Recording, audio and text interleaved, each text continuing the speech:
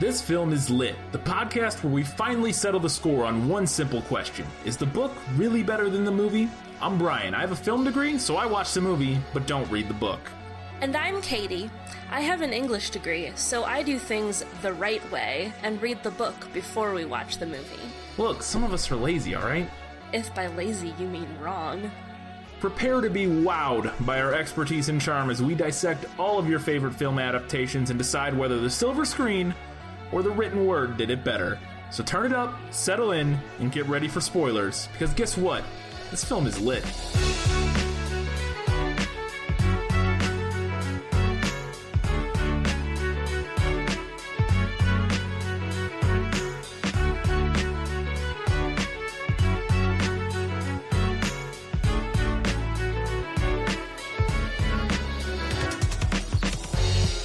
Horcruxes, Hallows, hatred, and hope. It's all come down to this. It's Harry Potter and the Deathly Hallows Part 2, and this film is lit.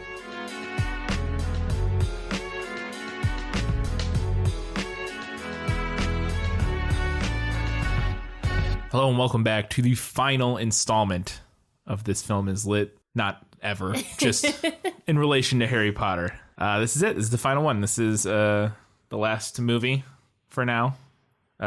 Assuming, unless they remake it or we get a TV show one day or something. Yeah. Of the main Harry Potter series. So, this is all we got left.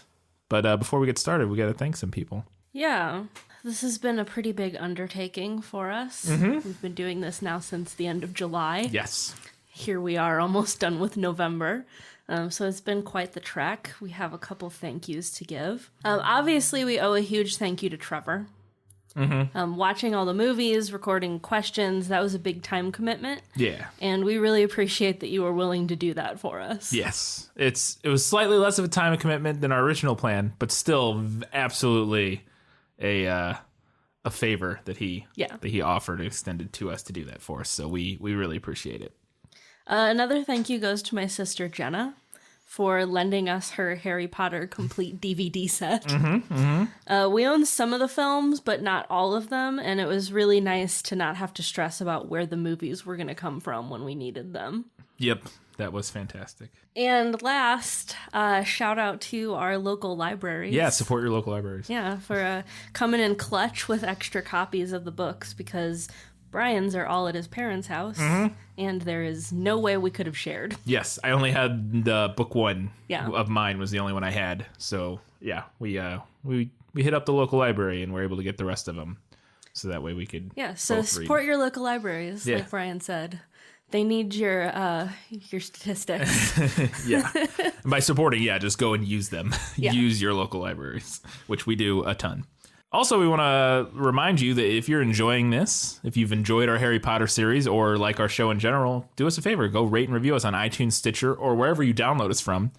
We'd also like to mention that wherever you download us or listen to us could now include Spotify. We are on Spotify. Yay. If you've been listening to us on another service and you prefer Spotify or whatever, we are now, every single episode that is available anywhere else is also available on Spotify now. So just look us up. You just, search This Film is Lit on Spotify and we pop right up. With that, let's do it. Let's set into the final episode of the Harry Potter series with Muggle Questions, Part 1.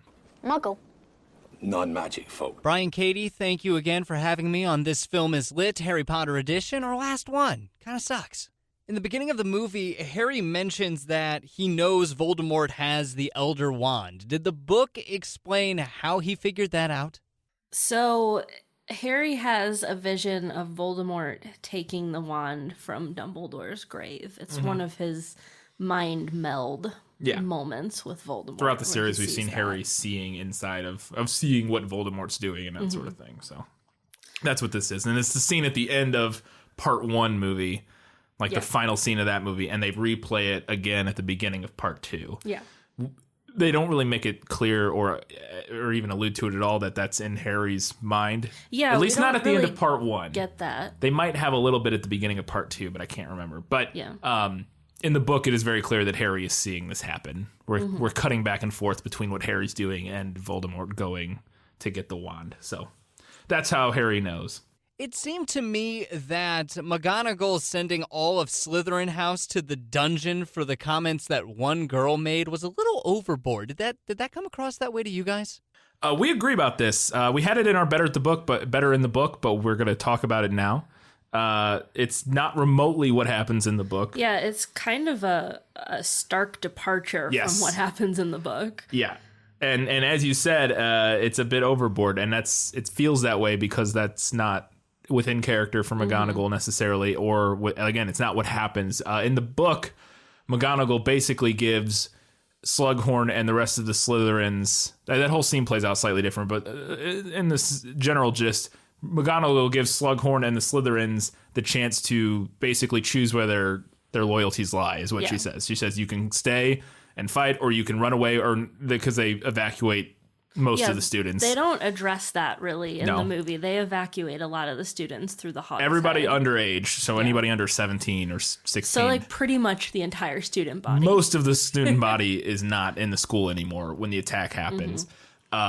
And they give them the opportunity, like, you can go and leave with them, or you can stay and do what you know. Yeah, there's no imprisoning of anyone. There's no in the go dungeons. to the dungeons and I thought that was silly. I had that in better in the book because I thought that was a stupid change, and it feels very.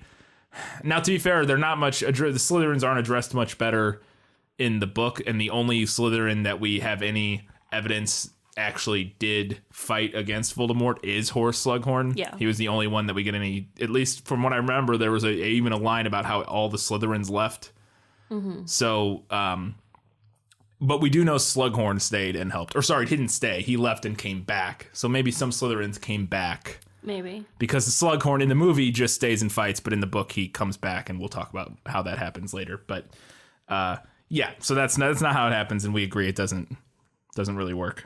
Does the book talk about why Hogwarts has such badass defenses? I mean, it was cool, don't get me wrong, but it is a school. I know it's a castle too. Was it always a school? It just seemed unique, is how I'll put it. I'm sure this is explained probably in Hogwarts A History. Yeah, I couldn't find anything in any of the 7 books. I also did some Googling around on various Wikipedias and, the Harry Potterpedia or whatever, Mugglepedia or whatever it's called. It seems as though it was constructed by the original 4 founders, which is Slytherin, Hufflepuff, Ravenclaw, and Gryffindor. At around 900 AD is what I saw, something like that. So it doesn't, because one of his questions was it something else before? Like, it was a castle, obviously, but was it like something else? Like, was it some king's castle or wizard's castle before it became a school? And I didn't see anything to that effect, but it could be. True, sure. It could be. But my always thing or the way I always took it with the defenses and with the statues and all that sort of thing was that it's basically the founders, when they built it, created just sort of normal defense features for wizards. So your parallel to a Muggle school would be security alarms, metal detectors, security guards, all that kind of stuff. And we know that Hogwarts is kind of a crazy place. Like, there are passwords to get into pretty much everywhere, and moving staircases and all kinds of like hidden little traps and things. And, I guess it might make sense that the founders would want to keep the school very safe. I don't know how much danger witches and wizards would actually be in from Muggles in this universe, but... Right, because again, you could argue, what are they making these defense features from? I mean, unless they thought ahead to the idea of, evil wizards. Because they were dealing with them even without, throughout history, they've always dealt with evil wizards of some sort, and so they worry maybe, somebody... I don't know. But that's how I always took it. It's just like sort of the same things Muggle schools would have.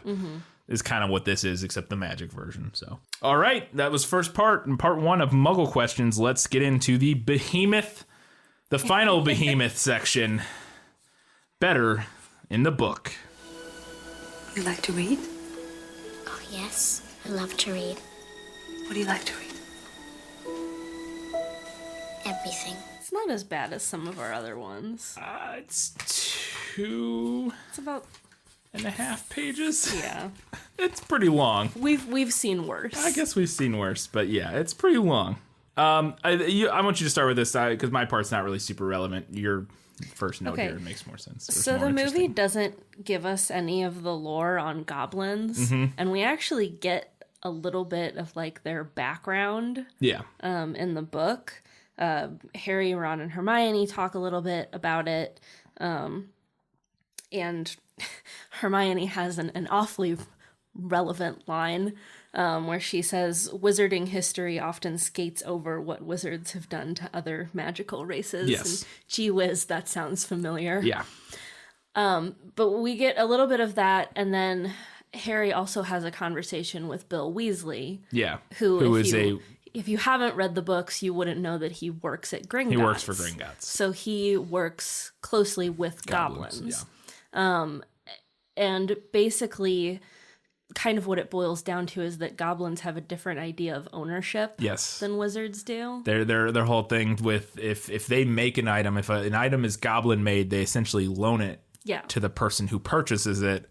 And then if that person passes away or whatever, it reverts back to the goblin who made it. It should come back to the original maker. Whoever that it doesn't pass on to that person's kid or whatever. And so there's the whole thing with the sword and that grip. That's why Griphook wants the sword, is because the sword of Godric Gryffindor, according to Griphook, and they never were able to confirm this, but according to Griphook, was created by a goblin. And was basically was for Ragnarok the First or something like that. We knew it was goblin made. Sorry, but yes, Griphook claims that the sword was stolen by Godric Gryffindor. Yeah, of course, there's no way to prove no way to prove it. But that's the idea, and so that's one of the reasons he wants the sword back. Yeah. And so, yeah, it's really interesting. And I agree, though, and this is something we'll talk about later, there's some very problematic elements of the portrayal of goblins. It is problematic because you have to consider that historically, within our fairy tales and our folklore, which is where J.K. Rowling pulls this from, this idea of goblins aren't a new idea. They're Jewish stereotypes. Yes. Yeah. And especially how she portrays them in this universe is very much falls in line with anti-Semitic portrayals of sort of Jewish inspired, like anti-Semitic stereotypes about Jewish people and that sort of thing. Of, they're these miserly, money grubbing, that's hook nosed, evil things. It's very rough. It's real rough. And we'll talk about that more in our episode about, I think I'm going to call it, I probably stole this from somewhere, but The Crimes of J.K. Rowling. The Wizarding World of Harry Potter, The Crimes of, I don't know, something. We'll come up with a name for it. But yeah, it's we'll talk about it more in there because that's definitely something to discuss. I don't know what this means. How could it be the same piece of mirror? I'm not sure what that means. Okay. So the mirror that Harry sees Aberforth in, in the book, it's two mirrors. Yeah. So, and then in the movie, he sees the mirror, but it's missing a piece. And is that what it is? I missed that completely. It's missing is the piece that he's holding. Oh yeah, that's not what. That doesn't make any sense. I missed that. I didn't see that. How could it possibly be the same mirror? It's not. It's not. It's not. It's nonsense. No, it's not what I saw. I guess maybe because they never explained it in the movie, so they're trying to come up with a way to tie it together. Because that was set up in Order of the Phoenix. Right. Sirius gives him and we never saw that. Yeah, these two-way mirrors. They're like walkie-talkies. Yeah, we talked about them in last episode, I think. So Harry's gets broken in his trunk, but he still has this good-sized piece of it. Yeah. And then Aberforth ends up having the other one that Sirius had. Yeah. I guess like I said, I think they did that just so people, because they never set this up in the movie, and it became an important thing that they didn't realize was going to be important when they didn't include it in the fifth one. So they had to make it clear to viewers. And again, I didn't even notice that it was the same piece missing from the other mirror. But they had to try to make it clear to viewers, that's how they're seeing each other. Like this, it's from this mirror or something. You know what I mean? Yeah. Tie these things together somehow. Yeah, that's weird. It just doesn't make any sense. It truly doesn't. They cut this out. I bet this is a deleted scene. Lupin comes to tell them that they had their baby. Yes. When they're at the cottage in the beginning of this movie. And he also tells him Harry is the Godfather. He also names Harry the Godfather, which I want to talk about later because I'm confused by that. By how the epilogue of this. Okay, question. Well, we'll talk about it later. But it's an interesting scene, and it's also it would have been nice to know. I mean, they mentioned it at the end, kind of after they with the ghosts in the end. Like, that's the only reference we have that the baby was actually born, right? Or do they mention it before the fight? I don't even know. Oh, they do mention it before the fight because they say her dad's or mom's watching the baby, I think, or something like that. Maybe. I don't know. I think just that the baby was ever even born. I don't feel like the movie never mentioned that until after. I don't think they did. I know. I don't know if the movie even mentioned that they were having a baby. They did, I think, right in the Seven Harry scene in part 1. I'm pretty sure when they get there, she says, "Oh, and big news." Tonks says, like, I think she says something about being pregnant. I could have swore. Like right after Bill introduced, well, there's so many things going on in that scene. They crammed so much exposition. I'm pretty sure scene. that they say that she's pregnant in that scene. Okay, I believe. I'm like 99% sure, but it was quick. And again, there was like 8 other things happening, and that's like they introduced Bill in Florida. It was right after that, and I swear she says something about like, "Oh, by the way, happy news for us, we're or something like that." They do set it up, or at least mention it. I'm pretty sure. This is the thing the problem I've had with the Polyjuice Potion throughout the movies is that they keep their voices in the movies, which I guess I get for like the fun of it, but it's so weird to me because it makes it less like they use these to like go around and impersonate people and like get into places. If you just sound like Hermione just sounds like Hermione when she's Bellatrix. Doesn't sound like Bellatrix and at people all. Would absolutely know. And same thing in the Ministry in the first movie of this, in the part 1 is like they know what the guy Harry sounds like. He's like a Death Eater, and like a higher up in the Ministry, but he just sounds like Harry. I'm like, this guy's no way they sound like this. But in the book, their voices change. Yeah, it changes your voice. And I mean, I assume that they probably did that maybe so that dummies could follow along. Yeah, I guess. Yeah, and I think it's also like more fun. Yeah. It's like, kind of funny hearing. Yeah, kind of silly to hear Hermione's voice coming out of Bellatrix. That's, I think, another part of it.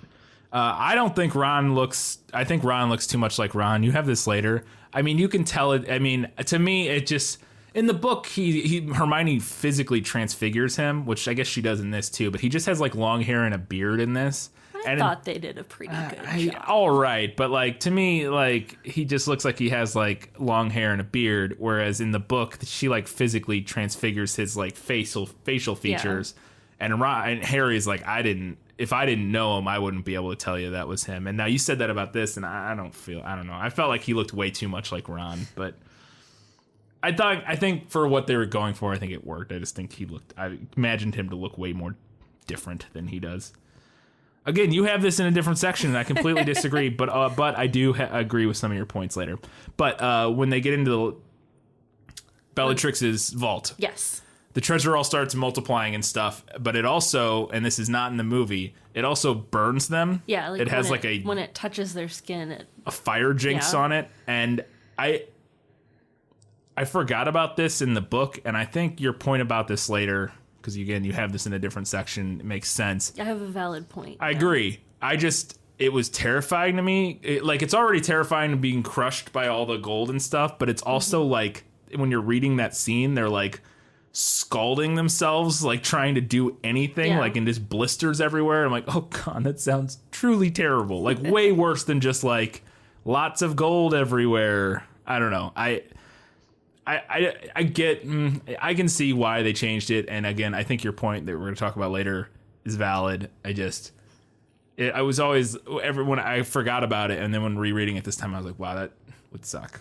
That would really suck. So part 2, Deathly Hallows Part 2, I was laughing about it while we were watching it because it kind of proceeds as if Part 1 covered any of Dumbledore's backstory. Kind of, yeah. But it also still strips out most of it. Yeah. So, but they do have the whole scene with Aberforth in the Hogshead where you're like, and they mention Ariana on the wall and all this, and you're like, if you hadn't read the book, you'd be like, wait, what is all this about?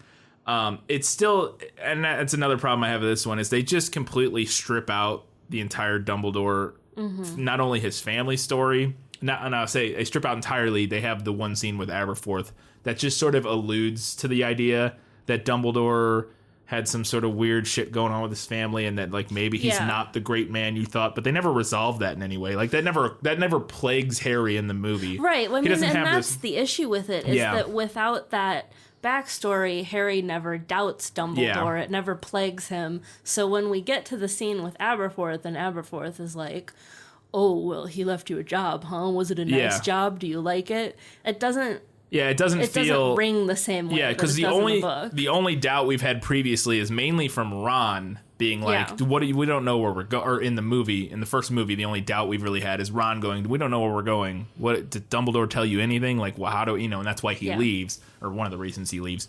But yeah, in the book we don't really, or in the movie we don't get the rest of it. And we mentioned in the first episode with Harry reading all the backstory, the Rita Skeeter articles about Dumbledore and all that sort of stuff, and like his weird shady past with Grindelwald, and the letters about rising up and suppressing, or and like not knowing exactly repressing what went Muggles on with his family, but that seems kind of shady too, and just all this stuff that we don't know. So that he just doubts Dumbledore, and then that sort of puts his whole mission in.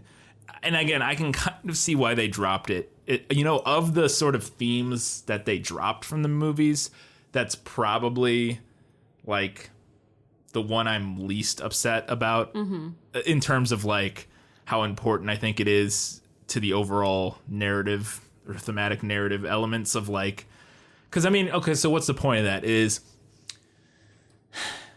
heroes can be complicated and not always, people aren't wholly good or wholly evil. Yeah. They're complicated, especially also your heroes that you people you look up to. You can't look at them and just assume that not assume, but just trust everything they always tell you. Yeah, and that they're not infallible. They're not infallible, and that's an important. And I would think one of the themes too here is that people can change. Right, and that's a big one. Yeah. People can change, which the movies don't tend to do a lot with, because they also cut out sort of the whole thing with James and the way his character kind of changes, although it's not as fleshed out in the books either. Really, we don't get too much into his later life. Yeah, and we get hints, but yeah. And then the biggest one we get is Snape, and it's why, and we'll talk about it later, but it's the whole Snape changing as a character. But does he really change that much? Does he? Yeah. So we'll talk about that later, but. The changing, and I think because Dumbledore's the big one, is that Dumbledore did change a lot from his youth through his adulthood, and I think that's an important message. But it's not as important as some of the other themes that they drop about the the oppression of minorities by wizards and love, and because they kind of touch on all that stuff a little bit, but it's not bolstered in the same way. So if they're I would rather they spend more time bolstering up those themes, which they didn't really do. Yeah. Than this one. That's a fair point. But they kind of didn't do any of it super well. So, Yeah. Oh, and I also just thought the storyline with Ariana, with her, basically she gets assaulted by Muggles and like suffers from PTSD essentially her whole life because of it, is really interesting. And I think that's kind of what, if I remember correctly, Fantastic Beasts kind of goes into that a little bit with what's his name, isn't? I don't know. Maybe I think it that's is kind of like what that's that's supposed to be going on with the Flash. Because, like, suffered a lot of... I say this, I don't remember anything about the first movie, and we haven't seen Crimes of Grindelwald, but... Anyways. The whole storyline with Ariana and Dumbledore's family, I think it's really interesting, but it's not in the movies at all. No, it is really interesting. This, I can't believe, wasn't in the book. I mean the movie. I don't know how you really... I mean, even a throwaway line would have been great, because it's just a throwaway line in the book, but I think it's hilarious. Is that when Harry and them show up at Hogwarts and they're talking to Neville and he's kind of explaining everything, he mentions in the book that they send people after your family. Like the Death Eaters at Hogwarts, if they're trying to like keep you in line at Hogwarts, they send somebody after your family, or vice versa. Like with Xenophilius, they go after Luna to try to control you. Right. So they sent a Death Eater after Neville's, because Neville's acting out and leading the #resistance at Hogwarts, and they send a Death Eater, and since she's a little old lady, his grandma, they just send like one Death Eater, and she ends up putting him in the hospital and then goes on the run. Which I was like, fucking A. Good for Grandma Neville. Have we ever actually seen her in the movies? I don't think we have. The closest we've got is Snape in her clothing, I think. Probably. Because I think one of the only times we see her in the book is at the hospital scene Yeah. in Order of the Phoenix, and that's not in the movie. Yeah, you're right. I think that is one of the only times we see her. Probably. Yeah. Maybe one other time that I can't remember. But yeah, it's we don't. Such a shame. But yeah, he mentions that she goes on the run. And then there's a really sweet moment, though, that she writes him a letter as she's on the run, saying how proud she is of Neville, Aww. which he's always sort of lived in the shadow of his parents and that sort of thing. And he tells a story in the first book about how his family has always they haven't thought much out of him because they're like, maybe he's going to be a squib. He just doesn't seem very talented, and his parents were these super talented wizards, and it's, they were always kind of disappointed. They still loved him and cared about him, but they were like, kind of disappointing. Neville was kind of always that, I don't want to call him a fuck up because he's not really a fuck up. He's just kind of weak sauce. For most of the series. Well, not even for most, for like the first 3. But that's kind of like the role he plays, right, is what I'm saying, within the narrative. Yes, for sure. He plays, the kind of, cowardly, to some extent. Kind of like goofy, bumbling. Yeah. Putz. Yeah. Yeah, exactly. But anyway, so she tells him she's proud of him, and it's a very sweet moment.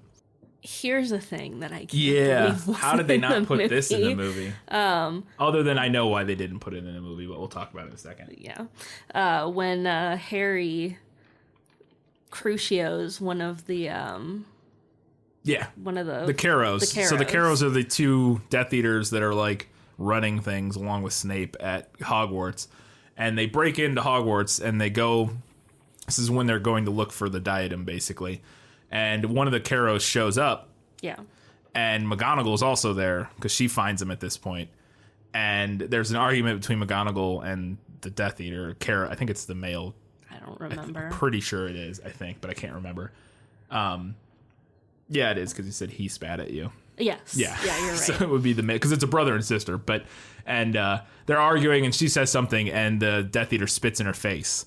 And Harry at the time is under the invisibility cloak, which he is a lot in this book, which they don't do in the movie. But he, which I forgot how much time he spends under his invisibility cloak in this book, which is why a lot of the stuff changed in the movie, I think. But still, and Harry crucios the Death Eater. Yeah, immediately. And throws him, and it ends up throwing and slamming him against the wall. And it's a fucking badass moment. But the best part of it is that McGonagall's like, you shouldn't have done that. And Harry just says he spat at you. Yeah. And now the reason I think this isn't in the movie is we do see Harry use an unforgivable curse in Gringotts. He Imperios several people. Yes. But Harry he's only tried to use Crucio once in the movies when he tried to use it on Bellatrix. And that's the only time he's done it in the books, too. In fact, I think this is the only moment in the entire series where any of our main characters ever use Crucio on somebody, like the good characters. Yeah. Literally the only time, I think. Probably. Maybe. Yeah. Yeah. So I think they wanted to keep that. I feel like they were like, we can't put that in. Because, I mean, you could still do that and just have it not be Crucio. You can just have him. They could have had him stun him. They could have, something, whatever. But I think that's why they changed that and cut that out. Also, the way they streamline, which we'll talk about later, the whole arriving at Hogwarts and how that all plays out. But yeah, I think they just didn't want Harry Crucioing somebody because they felt like that's like, to kids and to younger people watching, that's like code for you're evil if you use this spell. Like it would be confusing to put some audiences potentially. Another fun little thing that we learn in the book is that McGonagall's Patronus is 3 cat versions of herself. Oh, it's 1 cat version of herself. It's 3. Yeah, there are 3 because she's sending 1 to each of the headmasters. I guess that's what it is. But it is a cat version of herself. Yeah, normally, it's but her. Her Patronus is her. Yeah.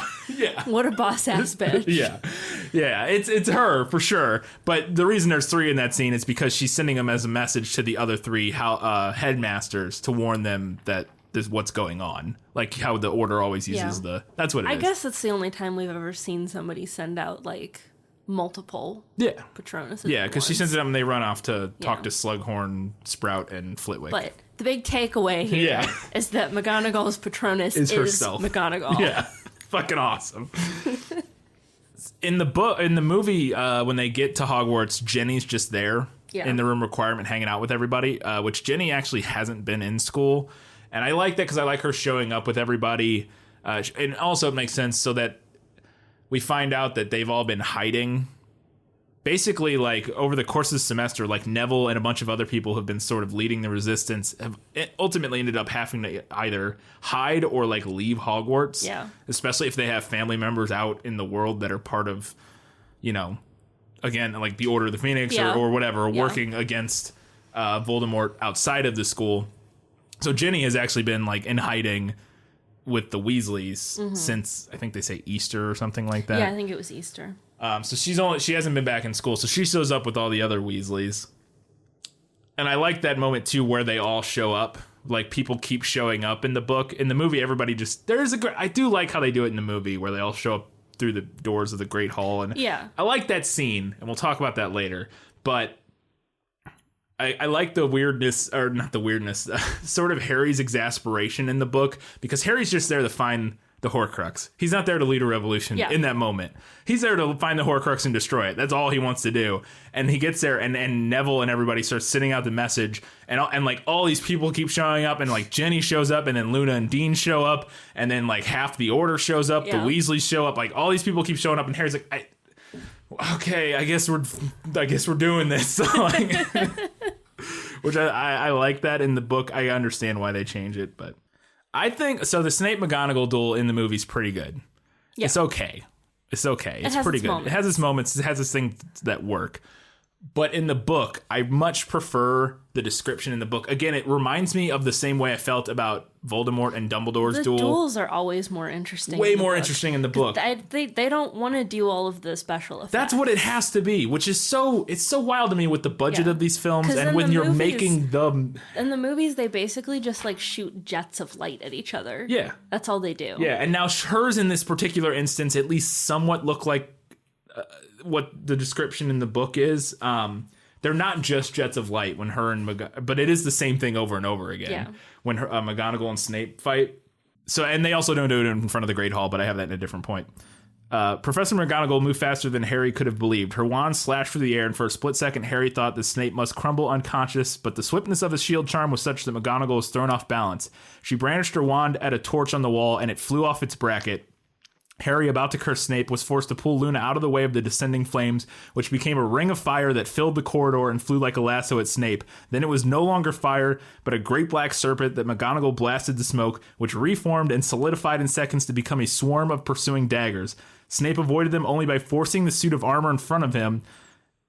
By forcing the suit of armor in front of him, and with echoing clangs, the daggers sank one after another into its breast.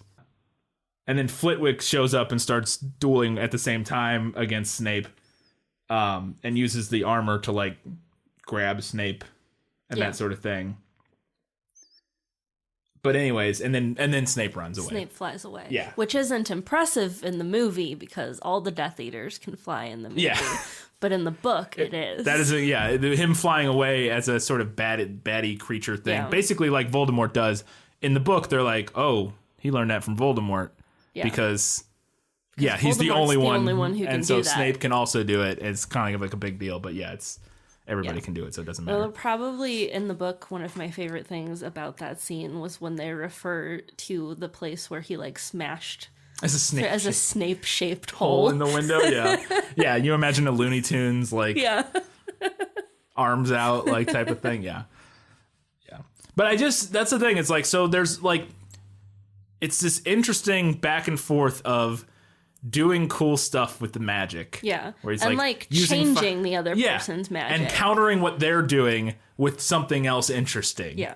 Like, using the armor to block the daggers, turning the daggers turning the fire into a snake, turning the snake into daggers, like blah, blah, blah, blah. Like it feels more like a back and forth, like battle of wits / wills, as opposed to just like in the movie. So the battle or the McGonagall Snape duel in the movie, she shoots like a bunch of fiery bird snake looking type things at him, and he just blocks them, and it's cool looking, and it feels impressive. Like it feels like kind of impressive, but it's just she just uses the same spell Yeah. like 6 times in a row, and then eventually it kind of overwhelms Snape and he runs away. Yeah. And flies out the window. And it's like, that was kind of cool, but like, there's no back and forth. There's no like right. Well, duel there. It's like the duels in the movie, like they might as well just be shooting at each other. Yeah, they really might as well just be gun. shooting. Yeah. And when they're like, and holding a shield up or something, like, or, you know,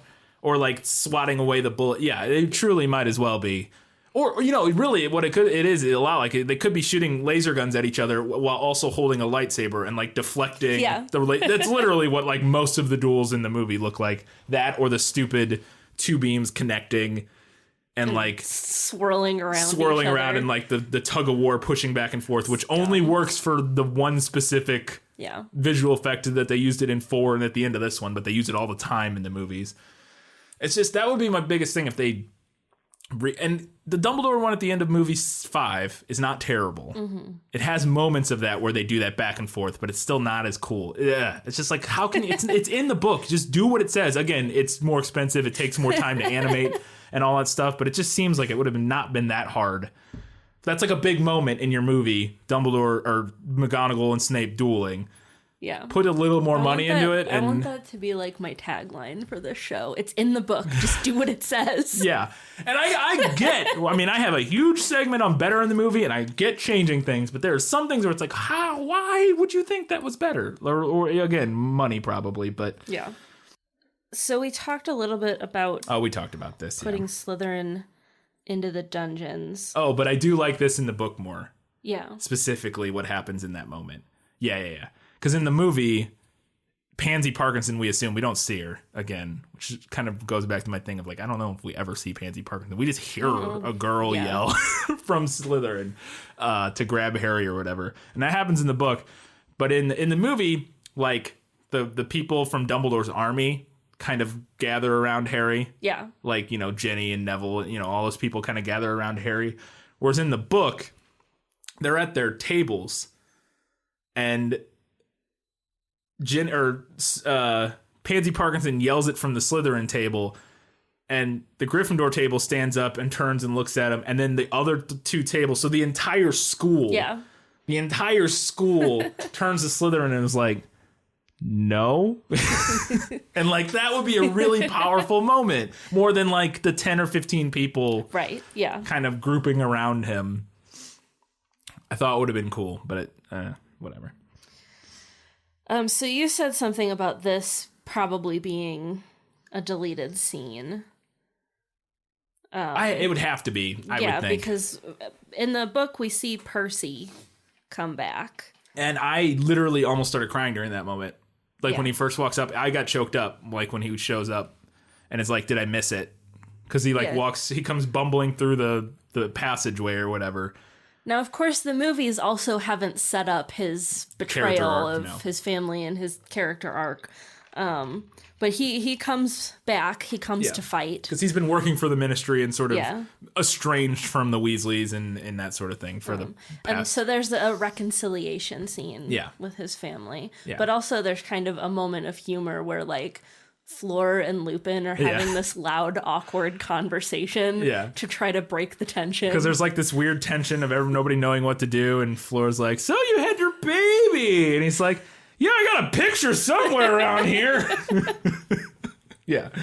It's a funny moment, and it's a very I just like it overall. Because we do in the movie see Percy at the end. Yes, it's the only time we see him. He's at the end once the battle's over. He's sitting there with the Weasleys. Which again, we're like, wait, when did he show up? Why is he here? So I'm wondering, maybe there's some sort of deleted scene where that happens. But yeah, I don't know. Also, not having this in leads to, and cutting his storyline from the previous ones leads to them dropping a really important scene, in my opinion, later on. I think that it was partially what had to do with it. Now, they could have done it a different way still, but there's a huge drop coming up here shortly that I think was a really big mistake. Yeah. But no, I agree. So then in the movie we see Ron and Hermione in the Chamber of Secrets to get the basilisk thing. In which we'll talk more about that. Yeah, we'll talk about it later in a different segment. But there are a couple things that I didn't really care for here. Voldemort's face in the water and it has his face later in the fire, and I didn't like either of those things, and I'll talk about that more. I didn't even notice the water one. Is that where it comes out of the water when they stab it? Like his face is in it. Not a huge fan of that. The fire one later, I have that in better in the movie, but we'll talk about it. But also, it's the most awkward transition from a kiss scene ever. Oh, you're not in wrong. the history of cinema. You're not wrong. Ron and Hermione, they embrace. This is it. And they it's their have big this moment. passionate kiss. Their first kiss in the movie. And the Chamber of Secrets is all in the background, and it looks really cool. And then they pull back and they smile at each other, and then an immediate transition. Hard cut to Voldemort. To Voldemort screeching. And now it is awkward. I will give you this though. So they destroy the Horcrux, and again, we'll talk about this scene more later. But they destroy the Horcrux, and they embrace and they kiss, and then it cuts. It's almost this double whammy of what is the one thing Voldemort doesn't understand and will never get, and he just love. Yeah. And so it's like this juxtaposition of, the moment of Hermione and Ron coming together. To just Voldemort screaming in pain. It's like, yeah, that makes sense. That tracks. Now I feel like Voldemort was a Harry and Hermione shipper, and he was angry that his ship sank in that moment. That's what it is for sure. He's like, he screams, "To the fan forums! JK, how dare you!" Yeah, no, I agree. That could be what it was. I disagree. I like Voldemort's face in the fire, but we'll talk about it later. There's a specific reason that I later. dislike that, and I'll touch on that later when we talk about how Voldemort dies. Oh, yeah, I agree with... Oh, well, we'll talk about it later. I agree with that criticism, but this one, and it's different. This is a little thing. I don't hate overall the way the movie sort of streamlines and gets Harry to finding the diadem. Mm-hmm. I think it does an okay job. Mm-hmm. What I like about the book version, where Harry just remembers, and we talked about this in the previous in movie 6 episode, because we were like, hey, does the movie show Harry putting a tiara on a bust in the room of requirement? Because that's going to be important. And they don't. Yeah. So they couldn't do this, but Harry just remembers. He goes and he talks to the Grey Lady, and she tells him the whole history of the diadem, and she stole it and all this stuff that we'll kind of talk about. And she goes, but I don't know what happened to it. Yeah.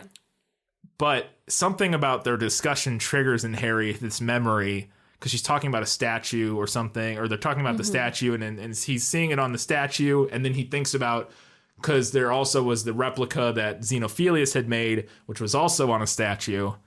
And he remembers putting the tiara on the bust in the room of requirement, and it just goes, boom. Holy shit. That's it. That's it. And again, I like that.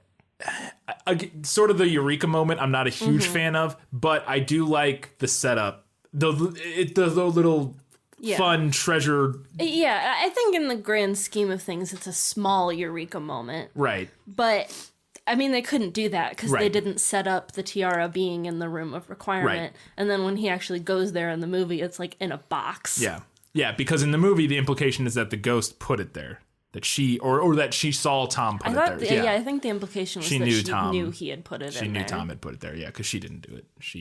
But anyways, so that, I like, because again, like the locket payoff from book 5 to book 7, / book 6, the tiara payoff from book 6 to book 7, those little setting these little tiny, seemingly insignificant things up, and then paying them off, to me, is very satisfying as a reader, especially over the course of a series, and especially on rereading, especially if you didn't catch it the first time and aren't super involved in the online, musings about during at the time, which I was at the time, so I knew about, oh shit, everybody was all over that tiara, that could be a thing, or all over the locket from book 5, all that sort of stuff. But there's a little thing that I just thought was kind of funny and bleak.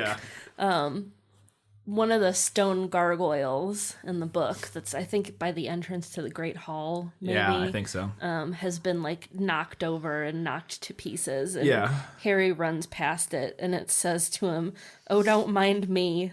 I'll just lie here and crumble." Yeah. Anyway, again, it could have been an okay moment of levity during this battle scene, which they do in other ways at times, but it's yeah, it's a fun little line. I think it would have been really cool to see, and particularly Professor Sprout and a lot of what goes on here. We see Flitwick very involved in the defense of Hogwarts. We see McGonagall obviously very involved. We see Sprout at times in the background. Yeah. Slughorn's there Yeah. doing stuff, which is actually not what happens in the book. Like I said, he leaves and then comes back. At the time in the initial invasion in the book, Slughorn's not there. But he's evacuating students. He gets all the students out. But in the book, Sprout utilizes her specialty, along with Neville mainly, to fight off the Death Eaters. And there's some really great moments that really would have been really fun to see with them. One that you mentioned here. Where they lob mandrakes over Yes. the walls, which is a cue back to book 2. Yeah. Where we learn that the cry of a mandrake kills you. Yeah, it's fatal. Yeah. If it's a mature mandrake, Yeah. and if it's not, then it just knocks you unconscious for a while or whatever, which would be also good. And so there's this. Even if they didn't show that happening, this would have been a fun moment. It would have been silly, and probably people who didn't read the book would be really like, "What the heck?" Because in the book, it's described Harry's running down the hallway to get somewhere, and he sees Sprout and Neville and like 5 other students with earmuffs on and flower pots running down the hallway. And they explain at one point, we're going to chuck mandrakes over the walls at them. But even if they didn't have the lines or anything, and we don't even see them throwing mandrakes at the Death Eaters, just a scene of Harry running through a battle and like 5 students in the background with colored earmuffs and flower pots running through would have been hilarious and such a great little Easter egg for book readers. I thought it would have been delightful. But. And I mean, similar to the way that the duels in the movie kind of lose their flavor, the battle loses a lot of its flavor too. Yeah, it does to some extent. There's one big sort of like long take, which I'll talk about later, where a lot of stuff happens that I thought was really cool. But yeah, there's another moment with the plants where Neville grabs I think it's a venomous tentacula, but or devil snare or something. He has some plant and he's holding it up, and I imagine it basically like he's like Doc Ock from like Spider-Man, because he's like holding up pots of it and it's like reaching out grabbing Death Eaters, and I'm like, that would be fucking amazing to see. Like Neville just running around with like giant plants on his arms, like strangling Death Eaters would be incredible. But yeah, no, not so much of that. Also, Hagrid, and we'll talk about it a little bit later, because this is it happens again. Yeah, Hagrid is almost completely Hagrid's not in this movie. Yeah. He's in the last 5 minutes of this movie. Yeah. And he's in this battle a lot, or a fair amount. And Trevor has a question about this later. But in the book, Hagrid shows up, and I love the way he shows up for the battle in the book. Is that he's outside, and he realizes this is all happening, and he needs to get in, and they've already locked the school down, I think is the implication. So he has Grop, who we don't even see in this movie, which is, again, disappointing. We see other giants, at least, but Grop picks Hagrid up and basically throws him through a window of the school. So there, again, Harry's running down a hallway to get somewhere, and Hagrid comes smashing through a window in front of him, and then gets up and is with Fang, and is like, "All right, I'm here to help." And I guess like that moment would have been amazing. But why is Hagrid not in this movie? Ugh. So he does. He gets completely neutered. Well, this whole series just gave Hagrid the shaft. Yeah, he's such an important character, and he's barely in it after like the first 2. It feels like he's in it fair amount in the first 2 or whatever, and then, or 3, I guess, because obviously Buckbeak's a pretty important character in the 3rd one. But after that, he's like just gone from it. Which he is a little bit in the books too. To be fair, he is a much lesser. He has a lessened role in like 5 through 6, 7, because they don't take his class in 5 or 6, right? And then in 7 they're not at Hogwarts, but Neville's Grand shows up to the battle again. As I mentioned, not only is she a badass taking people down, she shows up to fight. She comes through the thing. She comes through the passageway because she found out. She heard from somebody. I don't remember who she says. She says she heard from somebody that they were fighting, and so she shows up to come fight with Neville. And I was like, that would have been awesome. Why? And we don't even. Again, you don't even have to explain it. No, you just have to have a woman in the vulture hat come through and like be, or even be seen with Neville. And now, to be fair, in all the chaos, maybe there is, like, in one of those big battle sequences where there's all those people there. They could, like, fight back to back. That'd be so awesome. That would be amazing. These moments are just there for the taking, and the movie doesn't do it. It's like, come on. Yeah. And again, but even just a little moment of her during a battle, seeing this older woman with the vulture hat, and you're like, it's grandma. That was grandma. But again, and now, to be fair, that could happen. There could be in some of those, one of the giant... Yeah, she could be somewhere in the background that we just didn't see. But Yeah. Yeah. Also, I hope that her and McGonagall are friends. Yeah. Because I feel like they should be friends. Oh, they're definitely friends, if not lovers. I think that's why she showed up. She's like, yeah, I gotta come fight with Neville. Also, my boo is here. She's gotta make sure McGonagall's safe. That's the slash fic you never knew you needed. I'm sure that exists. I'm sure it does too. That's what I don't know. It's not Rule 34 because I mean it kind of is, but basically the equivalent of Rule 34 for Harry Potter is that yes, that slash fic already exists. that weird random matchup you thought you just came up with. Nope, 100%. There's a 8,000 word fanfic. Erotic fanfic about just waiting for you to find it. Yep, it's out there. It exists.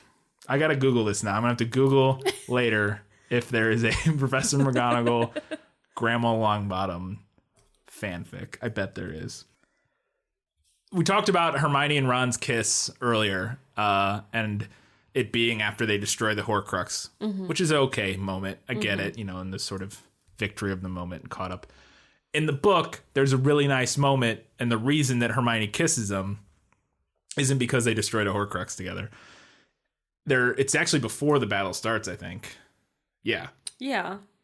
Because they're sitting there talking about going through what they're going to do, and Ron says, well, we need to go down to the kitchens, to the house elves, and Hermione's like, well, we're not going to have them fight for us, and Ron goes, no, we need to tell them or have them get out of here or something like that. Yeah. Or he says, like, we can't have them die for us. We need them to get out of here or something like that. And this overwhelms Hermione. How far Ron has come in his at least somewhat now woke opinion of house elves. He wants to make sure they don't die for a bunch of wizard nonsense. So he's like, we had to get him out of here. And this is the reason that Hermione kisses him. Yes. And Harry's standing there, and it's also awkward and fun because Harry's like... There's also a nice moment with the house elves later that we'll talk about because it's not in the movie. But yeah, I liked that motivation not motivation. I liked that moment of kind of why Hermione kisses him. I think the movie way works fine too. It's not like worse. It's just different. Again, kind of along the themes of what we talked about with the whole progression of wizard opinions on house elves and that sort of thing. This seems like a move in the right direction that's not showing up. This is a huge change and bad change. Yes, this is a terrible change. I bet this is a deleted scene. Truly, it must be. Truly. Well, because here's what we're talking about Fred's death. Because here's what we do see in the movie. I don't even know if it's Fred. Again, it's tough to tell because they're twins. Yeah. There's one shot and it's around the time a Horcrux is done. Something happens. I don't even remember exactly what it is, but it like everything goes in slow-mo and like everybody's like looking at something, and we cut to a slow-mo shot of one of the twins on the ground, but he's still alive. And he's like, and there's a Death Eater like standing over him, but the Death Eater turns to like, again, I can't remember what happens in this moment. Something with Voldemort happens. Something like maybe like a Horcrux. I don't know what happens. Something causes people to like lose their attention to what's going on. Maybe it's Voldemort talking to everybody. I don't know. But it looks like maybe one of these twins is about to die, but they don't die in the scene. Yeah. We don't ever see Fred die on camera in this cut. Yeah. They show up in the Great Hall after like the little interlude of the battle, and he's just dead. Yeah. The scene in the book is heartbreaking and amazing. And I'm astounded that they didn't put it in the movie. It's gotta be a deleted scene. It has to be. The only reason I said that I could see why they wouldn't is because Percy's a big part of it. Yeah. And since they didn't set up Percy and give his whole backstory, In the book, they're fighting. There's a big battle going on, and Percy and Fred are dueling together and sort of quipping back and forth, and it's very reminiscent to some extent of Sirius and Harry, kind of, or like when Sirius died, basically. And she does this a lot in these, where it's, you know, and it's just a common trope in fiction, period, of like that kind of moment of triumph and like, ha-ha, we're the best. Oh, fuck, and you're dead. The rug gets pulled out from under you. Yeah, so Percy and Fred, who they've kind of had the most contentious relationship over the course of... Because there was a scene in one of the books where they showed up and the twins just shat on him constantly. He showed up for Christmas, basically. Yes. And they were like giving him a bunch of shit, even though like Molly was trying to like sort of... It was complicated. I don't remember exactly how the scene plays out. But essentially the twins have been... They've always been like the least fan of Percy of all of them. Yeah. Because they're the rule breakers and Percy's the eternal rule stickler. So they finally have this moment where they sort of come together and they're dueling and they win and Percy makes a joke and Fred's like, "You're joking, Percy, ha!" And then the wall explodes and it's described as like everything explodes. Like basically something happens. I don't know if a giant threw a spell through a, you know, a boulder through the... We don't know exactly what happened, but like some spell or something causes like the hall they're in to like explode. And then they all kind of re-get their bearings and then they see that Fred is dead, like on the ground. Yeah. And it's this really just like intense moment of like, holy shit. Because this is like the first big death. Because the Lupin and Tonks one, we find out the same way the movie. We don't see them die in the book. Yeah. We just find out they had died afterwards. But seeing Fred die, and then too, because like Percy and Ron like lose their shit, obviously, because they're both there. And it's really intense. And it's just, I think seeing that at least one of those deaths would have really added... No, yeah, you're right. We needed to see something. One of these, because those are like the three big main characters that die. Yeah. Tonks, Lupin, and Fred. Yeah. And Lavender Brown to some extent, which apparently she died. I didn't realize that in the book, but... Well, apparently it's very contentious, because I tried to look it up. Oh, okay, and there's people arguing about it? Yeah. Oh, okay. Because in the book, I would argue that she didn't die, but in the movie, she does die, so whatever. But anyways, so I think it's a huge moment. It's like it's the reality of this battle, of this war. It's because, you know, you realize, okay, our main characters aren't invincible. Yeah. Some of them are going to die because Fred is of all of the people other than like obviously Sirius and, you know, this big battle at the end here. You're kind of like, all right, nobody's really, you know, they'll probably be okay. And then they kill Fred and you're like, well, fuck. Everybody could die now. Yeah. Like anybody could die now. And yeah, I'm just amazed that they didn't have it in the movie. She reuses a line though. Sorry. What? JK kind of reuses her death line though a little bit. Not really. It's really great. It's beautiful and horrible. But this is the last line of the chapter where Fred dies. His eyes stared without seeing. The ghost of his last laugh still etched upon his face. That line's great, but his eyes stared without seeing is not too dissimilar from what the line about that I talked about last time with Dobby. Yeah, it's close. His eyes stared at the stars he could no longer see, or something like that. And I'm like, that's a little similar there, JK. You realized how good of a line you wrote, and you're like, I'll do that, but then add a different thing at the end. Which the ghost of his last laugh still etched upon his face. That's brutal and great. It's a great line. And again, you're not going to get that line in the movie, but that scene needed to be in the movie. No, I agree. Another thing that needed to be in the movie. Yeah, we both had this. We were talking earlier about the way the battle kind of loses its flavor. Yeah. There's a moment in the book where Harry sees McGonagall leading a herd of galloping desks. Yes. And why the fuck that is not in the movie. Why is that not in the movie? I don't know. She bewitches / transfigures a bunch of desks. She makes a desk stampede. Yes. And like, what the heck? Again, these are those little moments, and we don't ever see any of these things in the battle. We just see Harry seeing these things heading to the battle. And it would just be fantastic just to see some of that. Oh, it would have been great. And now this one, Peeves has not been in any of the movies. We've talked about this. But he fights for Hogwarts. You know, Peeves, the eternal asshole, still ultimately ends up fighing for Hogwarts. It's his home. It's true. This is his home. And he ends up fighting against the Death Eaters, which would have been fun. Yeah. Also a great moment. It's kind of a brief moment in the book, but Harry and Ron are under the cloak and they're rushing past Malfoy, and Ron takes the opportunity to punch him in the fucking face. From Invisibly. under the cloak, and Malfoy's like, what the fuck? What just happened? I know. It's just a great little fucking, like, it's just one of those things, and it's like, that's great. Like, just going by, just punch Malfoy in the face and keep moving.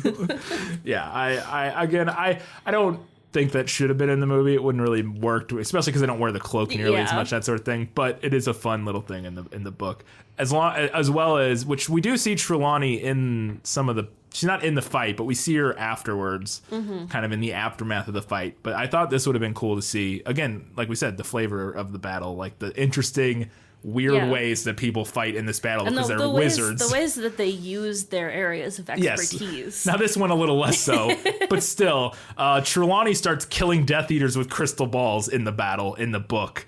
She starts hurling crystal balls off a balcony and like bewitching them to fly at Death Eaters' heads. And these crystal balls are like basically bowling balls that she's like throwing at Death Eaters. And again, it's like, come on. Just cracking skulls. Yeah, we're literally cracking skulls with crystal balls. And it would have been awesome. But yeah, none of that either. Okay, so we get to the scene with Snape. Now you had this in a different section, or you have some stuff. I don't disagree with necessarily with the thing about the snake cage here, but I think the way that Snape dies in the book is so much like darker and weirder and like horrific. It's a little weirder. I don't think it's darker or more horrific. It's just because of how it's shot in the movie. I think that's one of the best shot scenes in I'll agree with that. I think the way that it's shot makes it dark and horrific. Yeah, which is more why. so than like what actually happens Right. versus what actually happens in the book. Yeah, and I just think that what happens in the book isn't that much like... It is like... Basically what happens in the book is this whole time, which they don't even do in the movie, Voldemort has had Nagini in a like bubble, like a magic protective bubble. Yeah. So that way... Because she's essentially the last Horcrux at this point, or one of the last Horcruxes.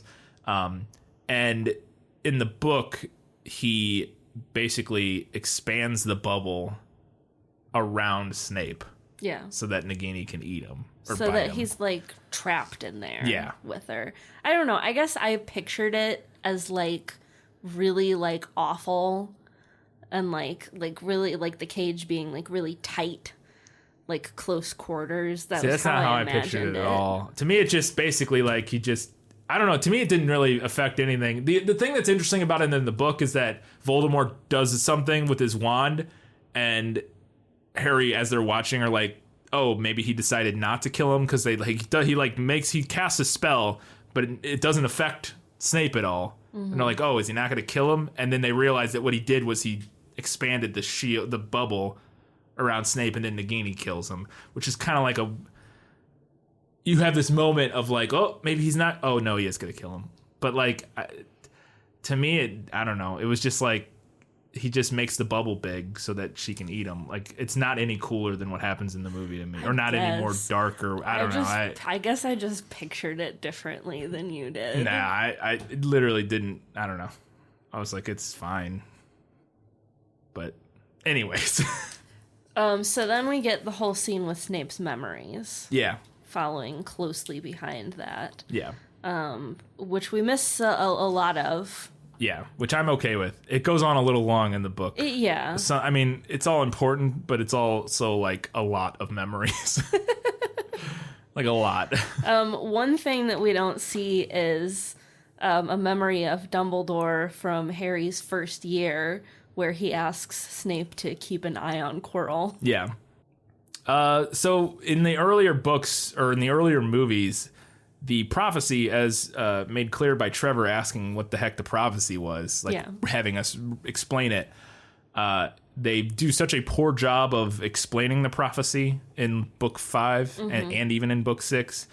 And the fact that Snape heard it and told it to. They explain none of that in the movie. Yeah. That the fact that Snape heard it, and that Trelawney was the one who made it, and that all this stuff happened. They never explain any of that.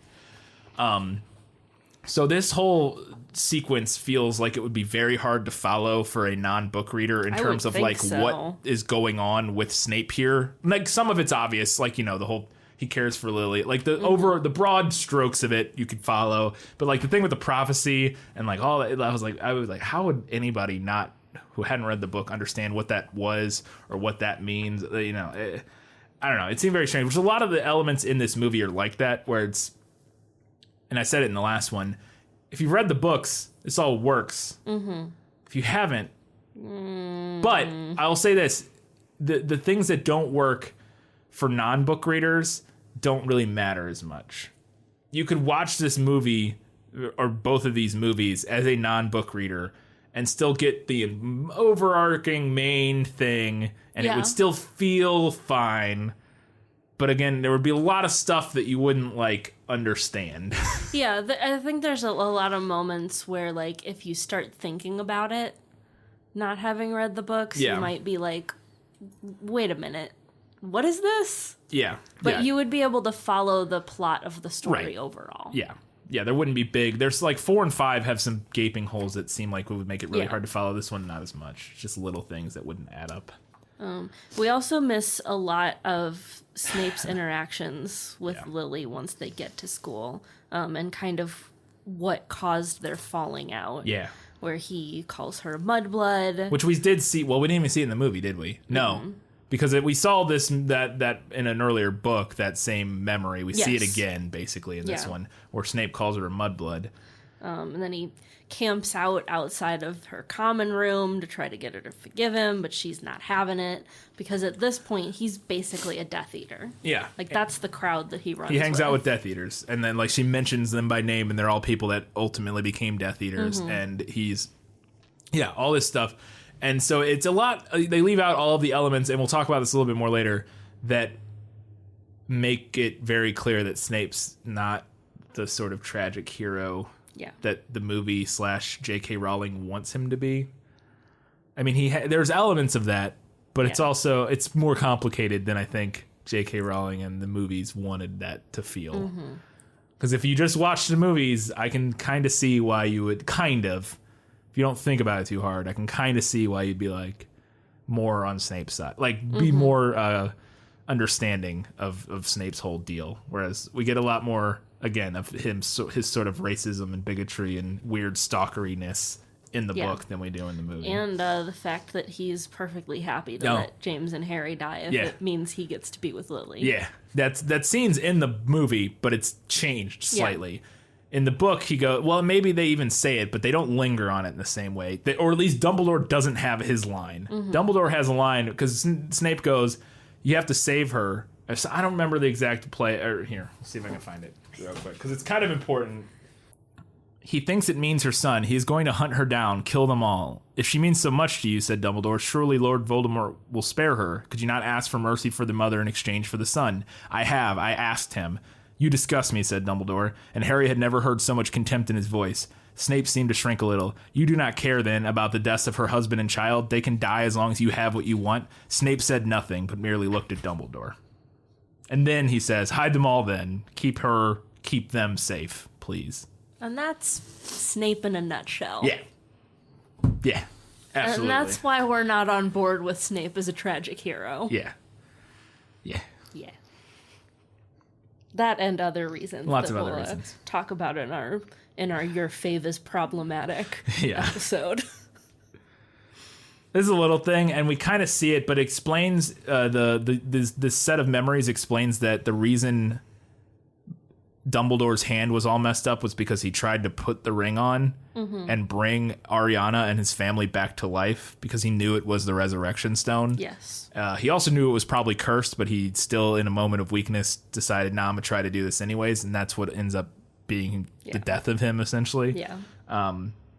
Which, again, there's the kind of... We see Snape treating his injury and then the planning of the murder of Dumbledore and that sort of thing, but they don't ever talk about the fact that... But I mean, then that's the important plot point. Yeah, that's the important plot point. Is that the murder was pre-planned. Pre-planned, yeah. That's the important plot point in that scene. But there's again, because they cut out all the backstory about Ariana and all that stuff. So is it redundant to say pre-planned? Is that redundant? Pre-planned? Yeah, probably. It was planned. Yeah, you're right. It's probably redundant. So then we get to the Harry turning himself in. Yes. This is the big final act, kind of. He turns himself in, and I thought this was a nice little moment as he goes to die. Also, I think this was better in the book, and I don't know why they didn't do it. Is that I forgot to write it down, but I did realize this. They make a point in the book that Harry keeps his wand in his pocket, doesn't pull it out. He goes defenseless. Now, he doesn't defend himself in the movie, at least, but he is holding his wand. Yeah. I noticed in the movie when he walks out and gets hit with the Vada Kedavra. But he doesn't try to defend himself, so yeah, it's fine still, I guess. Because that's important, we find out later. But in that moment, right as he dies, right as the spell is coming at him, sort of like, not his life flashes before his eyes, but he has this moment and he thinks of Jenny for like a brief second and then is dead. And I thought that was again, in that moment of where normally fear and whatever could take over, the thing in Harry's head isn't fearing the moment or fearing death or fear whatever. It's thinking about someone he loves. It's love. Yeah. It's not fear in that final moment. Yeah, and love. I think they could have easily added that in the movie of as that moment happens, a quick even almost subliminally, like like really quick, like flashing, almost like a flashbulb freeze frame type thing of like, Jenny's hair, something subtle, so that it wasn't like a moment of like, oh, her face smiling, but almost like you wouldn't even notice what it was unless you were looking for it, of like, but that's that like, would be interesting. You know what I mean? Just sort of like a brief flash of like her hair, like something, so that it, kind of get that across. But and Harry's naked when he gets to King's Cross. Yeah. After he dies. Well, maybe they just didn't want to. Maybe they didn't want to do that. Well, naked Harry. They give us shirtless Harry and Ron earlier in this movie. True. And he didn't want to be completely naked. He was like, I think it was during this series he was in that play where he was naked. Equus? Yeah. I was like, I don't think he has a problem necessarily with being naked. He was naked in a stage play. But yeah, sure, maybe not.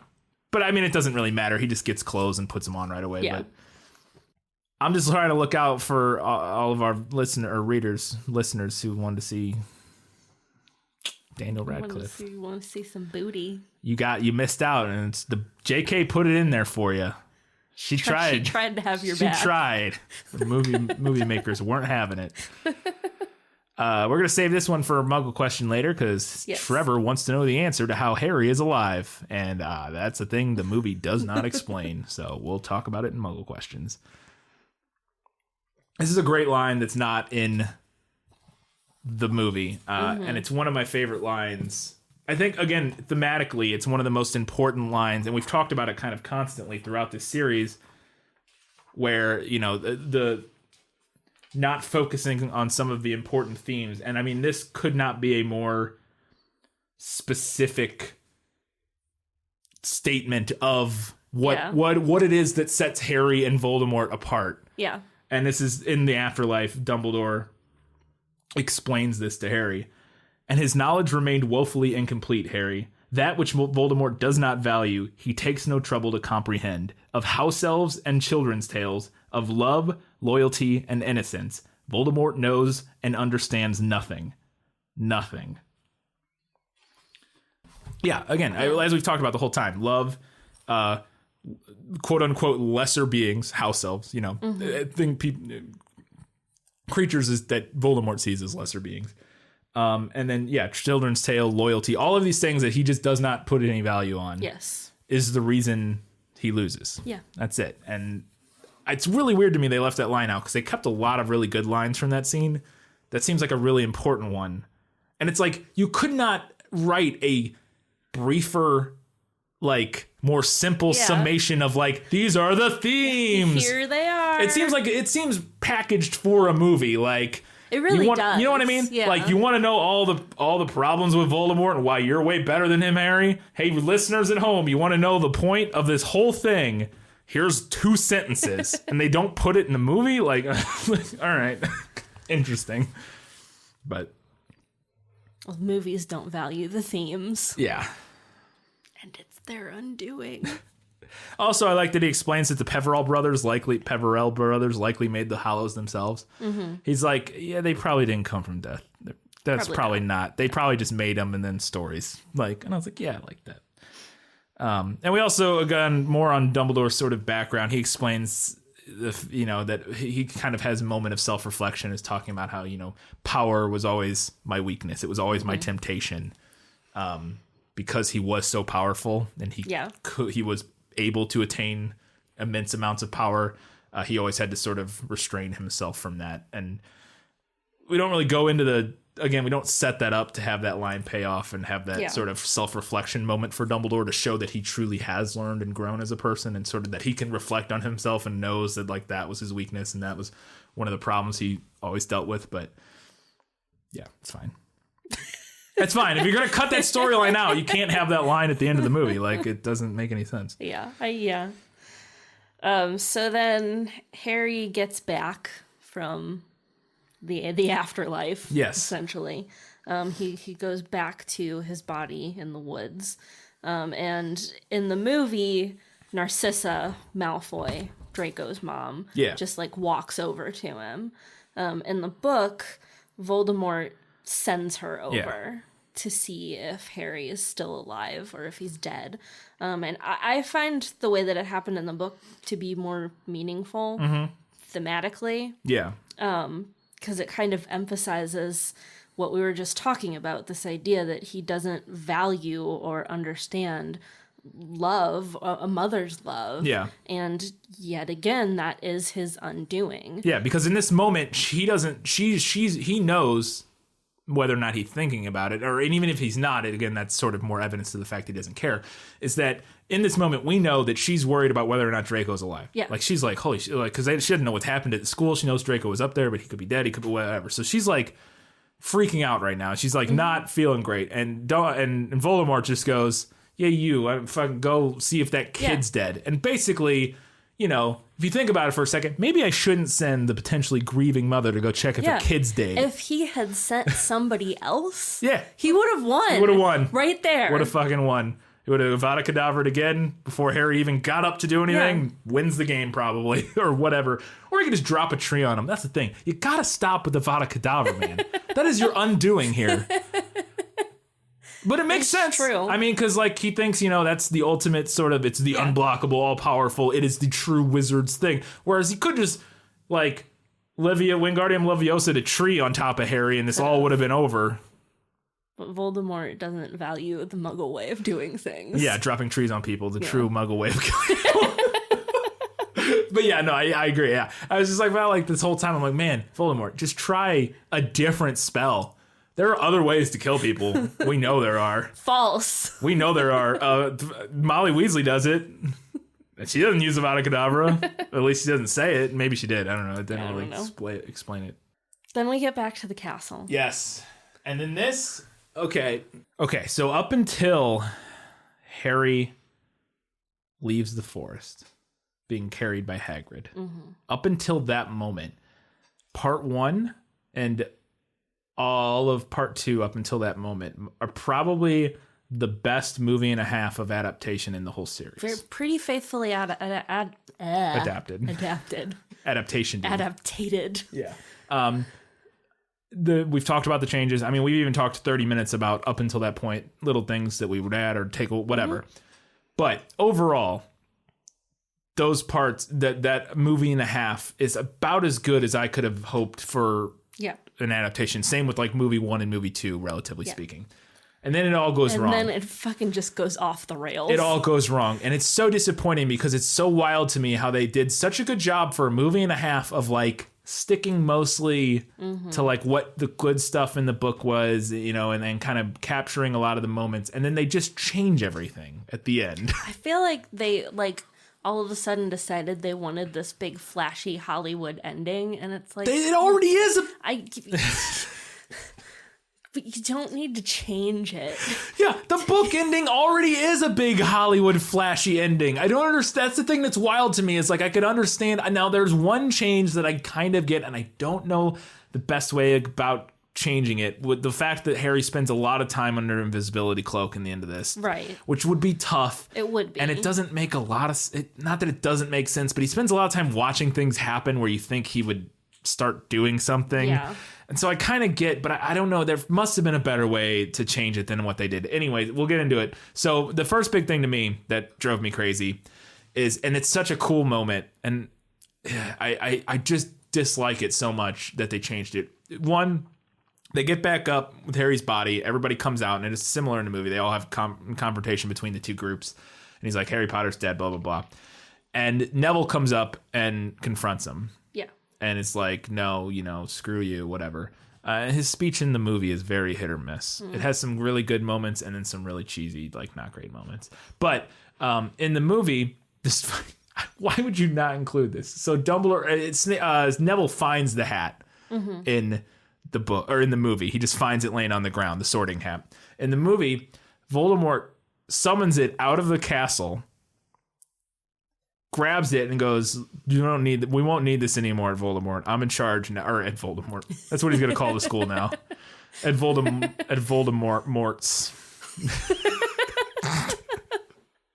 At Voldemort's, you're not going to need. You're not going to need. Gross. It's also, he got a bad case of Voldemort's when he was in Romania. That might be racist. I don't know. We're not going to need the sorting hat at Voldemort's anymore because it's only going to be Slytherin. It's the only house. Yeah. We're not splitting into other houses. And he puts the hat on Neville's head and lights it on fire. Yeah.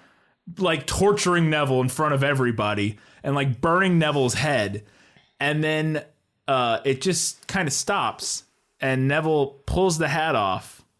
Because what happens is in this moment, right as that's happening, all of a sudden, all these arrows come raining out of the woods. The centaurs. The centaurs show up because they were in the woods watching the whole thing happen with Harry, and as the Death Eaters were carrying Harry out of the woods, the centaurs were watching, and the Death Eaters were like mocking him and shitting on him, and Hagrid's like, "This, good job, guys, not helping, thanks, crushed it." And then so the centaur's like, all right, fuck this. And then they start to help and they start shooting arrows at him. And at the same moment, all of these people come charging up from Hogsmeade. Yeah. Led by Horace Slughorn, because this is when he returns. But it's all the family members of all the students and all these people who have been rallied from finding out that this battle is going on all start showing up. Mm-hmm. So just imagine, the Gandalf coming over the hill. Yeah, it's like that scene. Yeah, it's that moment. Gandalf comes over the hill, and it's like all these centaurs come out of the woods and start shooting arrows at him. All these other wizards start coming from Hogsmeade, and including, again, led by Slughorn, who I think it's more impressive if he has this moment where he decides, no, I am going to come fight, instead of just sort of always kind of being there in the background like he is in the movie. Him, like, leading the charge with the, and now I say leading the charge. I can't imagine watching Slughorn run. I mean, he'd probably be on a broom or something, but I can't imagine Slughorn running anywhere.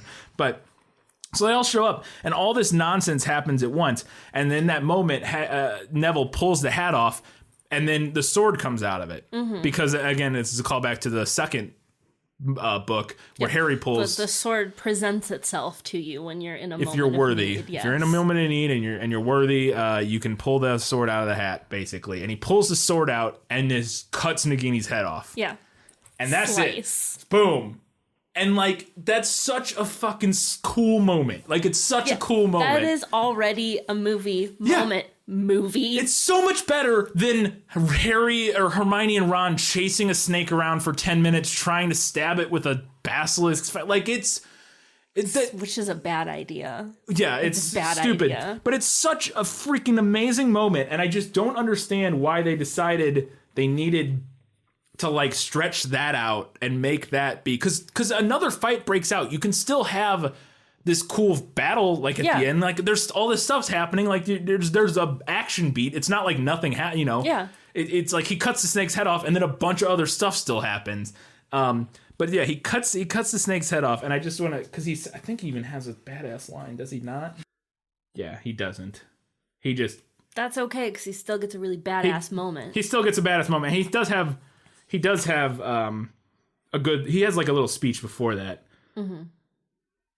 Like he comes out and he confronts them, and he starts like a Dumbledore's army chant, basically, like in front of everybody. Like he has his little like speech moment. And they could even stretch that out more if they wanted, like they do in the movie. I'd be fine with that.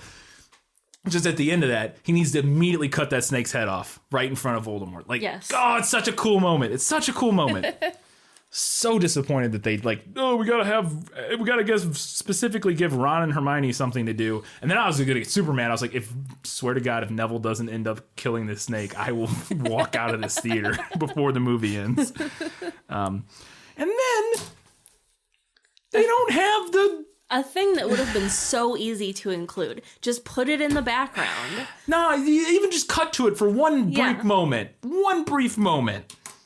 Creature leading the army of house elves. He literally leads a freaking army of house elves into battle. Like, and they're like, doesn't it say they're like hacking at shins with kitchen knives and shit? The house elves of Hogwarts swarmed into the entrance hall, screaming and waving carving knives and cleavers. And at their head, the locket of Regulus Black bouncing on his chest was Creature, his bullfrog's voice audible even above the din. Fight, fight, fight for my master, defender of house elves, meaning Harry. Fight the Dark Lord. In the name of brave Regulus, fight. Because he's had two masters now, and one, Regulus, who he was like, super dedicated to, who ultimately decided to turn against Voldemort, and then now Harry, who he likes because Harry has, proven to be a compassionate and person to him. So he's fighting for both of them. Yeah, he leads the fucking...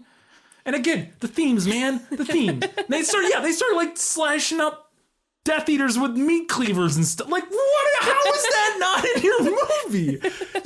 You get to put gremlins in your movie. Like, you get, like, what? I don't understand why you wouldn't have a moment where a bunch of house elves show up and start hacking at Death Eaters. Man. I lose Harry's entire duel with Voldemort. Yes, because it makes no sense. Because it makes no sense, and we'll talk about it here momentarily. But yeah, get that out of here, because there's a lot of CG budget there too, of Harry with the robes and all that shit. Like, get rid of all that and just dump that into Creature and the centaurs showing up and attacking again, because that's important, thematic.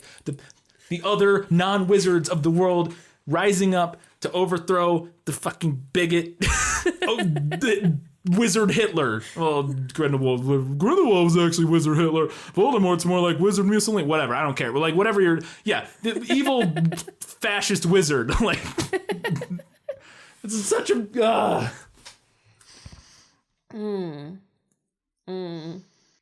Oh, and again, we mentioned it, but even in this moment now, Hagrid's here, right?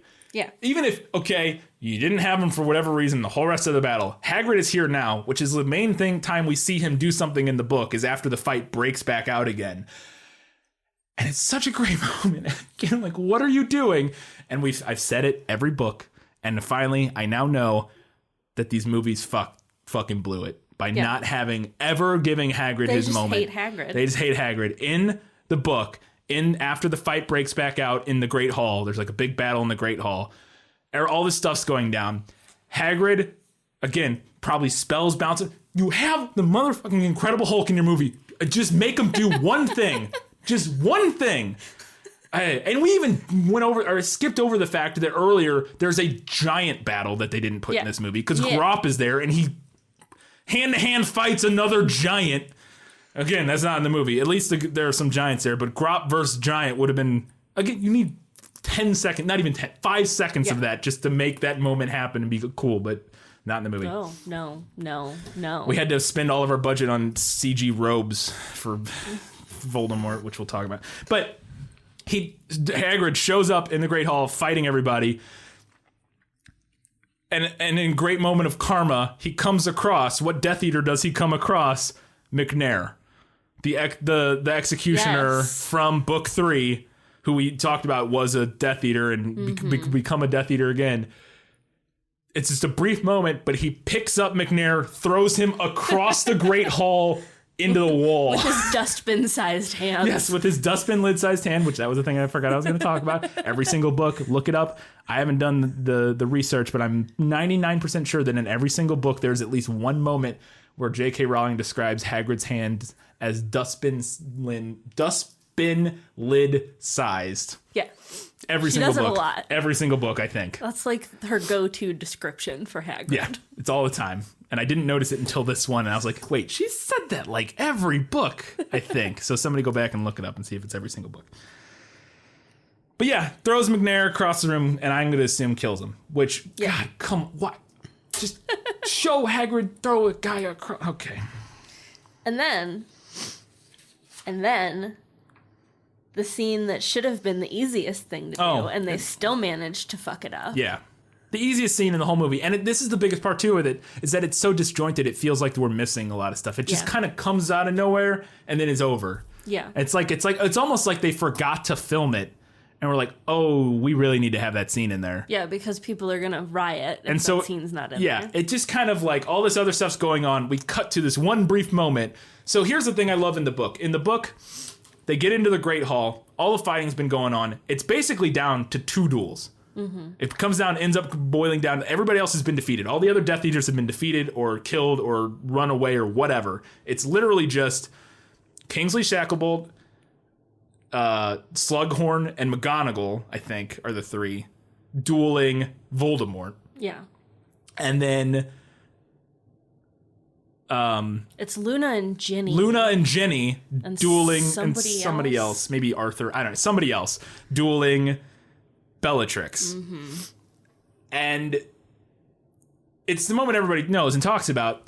But so a spell comes flying past Jenny and almost hits her, but barely misses her, from Bellatrix. And Molly comes out of nowhere. We assume she just finished dispatching somebody. Molly Weasley, #1 mama bear of my heart. # mother goals. Yes. Just comes out of nowhere and drops the line. I mean, the line. Not my daughter, you bitch. And then proceeds to duel Bellatrix. Yeah, here we go. I'm just going to read again. I have to just read it because I need to express to anybody who's just a movie watcher. Yeah. Because the movie does her dirty. Yeah. Yes, it does. Voldemort was now dueling McGonagall, Slughorn, and Kingsley all at once, and there was cold hatred in his face as they wove and ducked around him, unable to finish him. Bellatrix was still fighting too, 50 yards away from Voldemort, and like her master, she dueled 3 at once, Hermione, Ginny, and Luna, all battling their hardest, but Bellatrix was equal to them, and Harry's attention was diverted as a killing curse shot so close to Ginny that she missed death by an inch. He changed course, running it back, because Harry's like running in, and he's going to go fight Voldemort. Yeah. And then he changed course, running at Bellatrix rather than Voldemort. Oh, and he's under the invisibility cloak. He's under the invisibility cloak in this moment. But before he had gone a few steps, he was knocked sideways. Not my daughter, you bitch, all caps. Mrs. Weasley threw off her cloak as she ran, freeing her arms. Bellatrix spun on the spot, roaring with laughter at the sight of her new challenger. Out of my way, shouted Mrs. Weasley to the 3 girls. And with a swipe of her wand, she began to duel. Harry watched with terror and elation as Molly Weasley's wand slashed and twirled, and Bellatrix Lestrange's smile faltered and became a snarl. Jets of light flew from both hands. The floor around the witch's feet became hot and cracked. Both women were fighting to kill. No, Mrs. Weasley cried as a few students ran forward, trying to come to her aid. Get back, she's mine. Hundreds of people now lined the walls, watching the 2 fights.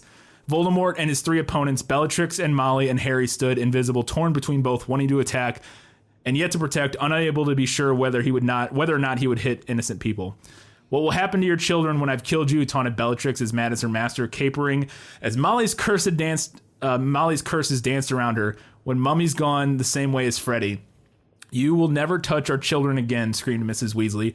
Bellatrix laughed, the same exhilarated laugh her cousin Sirius had given as he toppled backward through the veil, and suddenly Harry knew what was going to happen before it did. Molly's curse soared beneath Bellatrix's outstretched arm and hit her squarely in the chest, directly over her heart. Bellatrix's gloating smile froze, her eyes seemed to bulge. For the tiniest space of time, she knew what had happened, and then she toppled, and the watching crowd roared, and Voldemort screamed. Molly Weasley is not scared. No. She's not knocked back on her heels. She doesn't lose her balance. No. Molly Weasley is out for blood. Oh my God. It's so easy. You read that. I just read it.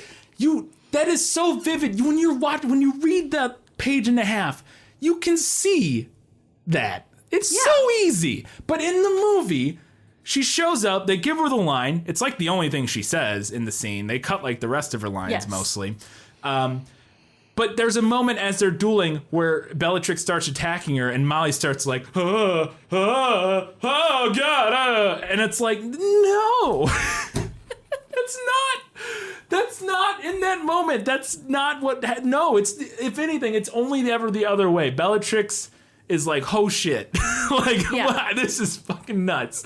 But yeah, it's just, and I love the moment at the end too, where I get a little bit why they changed the crowd watching, because it feels like the thing of like, why is everybody just standing there and nobody else doing it? You know, you could kind of get into weird arguments about like, why is everybody standing around watching? Sure. But at the same time, like Harry says, like they're kind of worried about like it's an imperfect thing, and they're all in this kind of small, relatively small space of the Great Hall, and if you miss a spell, you're gonna hit other people, and like, so anyways, but. That moment where everybody's standing around, and just imagine that moment of her killing Bellatrix and Voldemort screaming and the whole crowd like, fuck yeah, like just would have been awesome. Like the whole crowd would have lost their, in the theater, the whole crowd would have collectively lost their shit. And now I'm sure I know people still did. I was in theaters.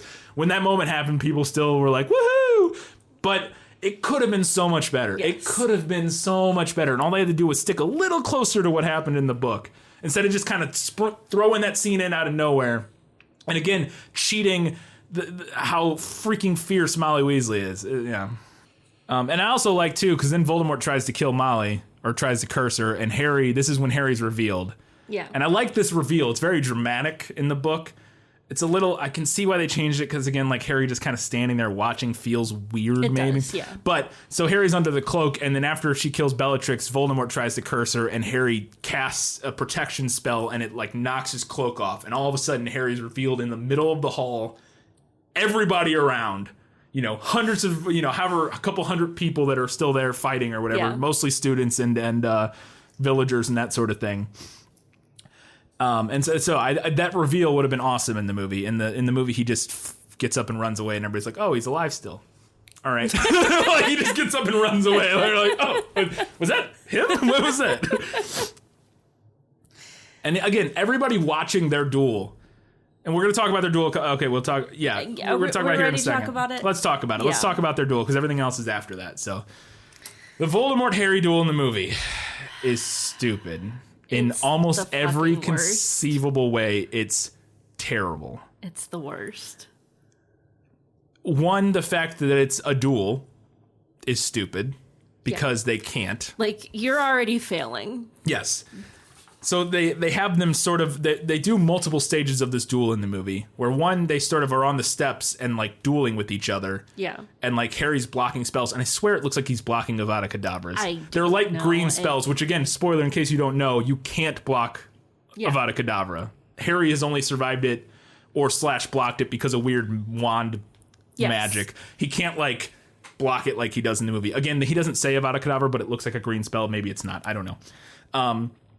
But it also doesn't make sense for them to duel, because Harry's wand, or Voldemort's wand, doesn't work against Harry's. And the reason that there is only, after Harry comes back to life, Voldemort only casts one spell against Harry, and it's the one that kills him.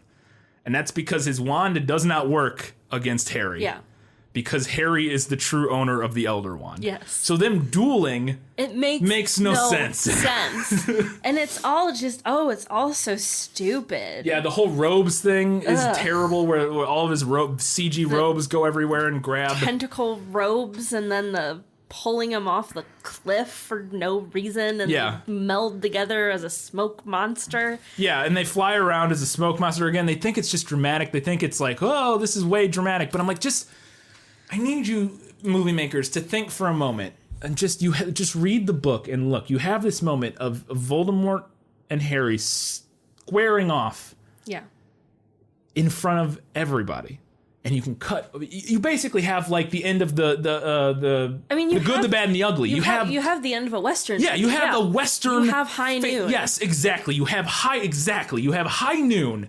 And you can cut to the faces of all the people standing around. And this actually makes sense with an audience, because everybody knows Harry's the chosen one. Yeah. Harry is the chosen one. All the other ones I can kind of argue, like, why aren't they helping? Why are they whatever? With this, we understand why nobody else is doing anything. This is it. Harry has got to do it. This is how it's got to be. Like, this is our this town ain't big enough for the two of us. He's our champion. Let's go do it. And they have this square off, and they circle, and they quip, and they argue. You know, they go back and forth, and just that moment with everybody around you can cut to everybody else looking horrified and just enraptured at what's going on. Like, this is the biggest moment in wizarding history, basically, and everybody's here watching it. But instead, we get smoke monsters flying around for 5 minutes because it's more action-y, I guess. And then Voldemort turns into dandruff when he dies. Oh, yeah, we'll talk about that. So, and then another big thing. So he pulls them off the cliff. They end up in the courtyard, which it happens in the Great Hall, which whatever, that's fine, doesn't matter. All the people should be there. But in the courtyard, Voldemort casts Avada Kedavra. He says it. Hear it. Yes. Harry doesn't say shit. Yeah. And now, again, movie. We've talked so many times. The memes are endless about it. In this moment, Harry casts Expelliarmus. Of course because he does. Even in this moment, he's trying to disarm. Yeah. That's what he does. That is his pure instinct. He goes to that because it is a non-violent option, even in this moment, against Voldemort. And in the movie, it's just some vague red spell. Maybe stupefy. Wait, he doesn't say anything. It just casts a red spell. And they do collide, and I'm okay with that in this moment again of the sort of... Because that's basically how it's described in the book, is their spells colliding. Yeah. And then Voldemort's wand does kick up in the air. So apparently Harry did cast Expelliarmus. He just didn't say it, because he does disarm Voldemort. The wand does fly, and he catches it like he does in the book. But why wouldn't you have him say it? If he says Avada, I guess because they couldn't have two people saying. But then have Harry say it, because we know he's casting Avada Kedavra. Okay, whatever. Anyways, so now to your point here. After Voldemort gets hit with the spell, he turns into dandruff, like I said in the movie. He blows away in the wind, which is just it's utter fucking nonsense. Yeah. And we have talked again and again and again, and I'm gonna bring it up one more time that the movies utterly ignore the themes of this story. Yes. Tom Riddle. Yeah. And part of what is so brilliant about this last showdown is that Harry does call him Tom. Yes, he calls him Tom. It's a brilliant moment. Yeah. Tom Riddle dies an utterly mundane and human death. Yeah. In the book, he falls backwards, and there is his corpse. And slumps over on the rubble. Yeah. And then they pick him up and put him in a broom closet. Yeah. Which is another great... They pick him up and they throw him off the hall, so his body's not sitting around anymore. But of course, the movies are going to ignore the themes. And what the movies do is make him into the boogeyman. They make him puff into 1,000 pieces when he dies. Yeah, and it's the same reason that I don't like the way his face appears in the fire and in the water. See, I don't mind that. Scenes. I don't mind that. We'll talk about it. But they make him into the boogeyman. Yeah, he's not the boogeyman. No. He was never the boogeyman. He was always just a person. Yeah. A person consumed by fear. Yeah. He's a person consumed by fear, and that's what makes his death so powerful. Yeah. Is that at the end of it all, that's all he fucking is. He doesn't get a dramatic supervillain death. No. He gets a person death, because that's all Voldemort is a person. Yeah. I was infuriated when I saw this movie in theaters. Terrible. I left the guy I was dating at the time... wasn't a book reader, I don't think. And I left the movie theater incensed. Yeah. And he did not understand. No, yes. Like I said, I can't sum it up any better than you said. It just makes no sense. It flies in the face of everything that J.K. Rowling has been trying to explain about this character. Yeah. For the past 7 books.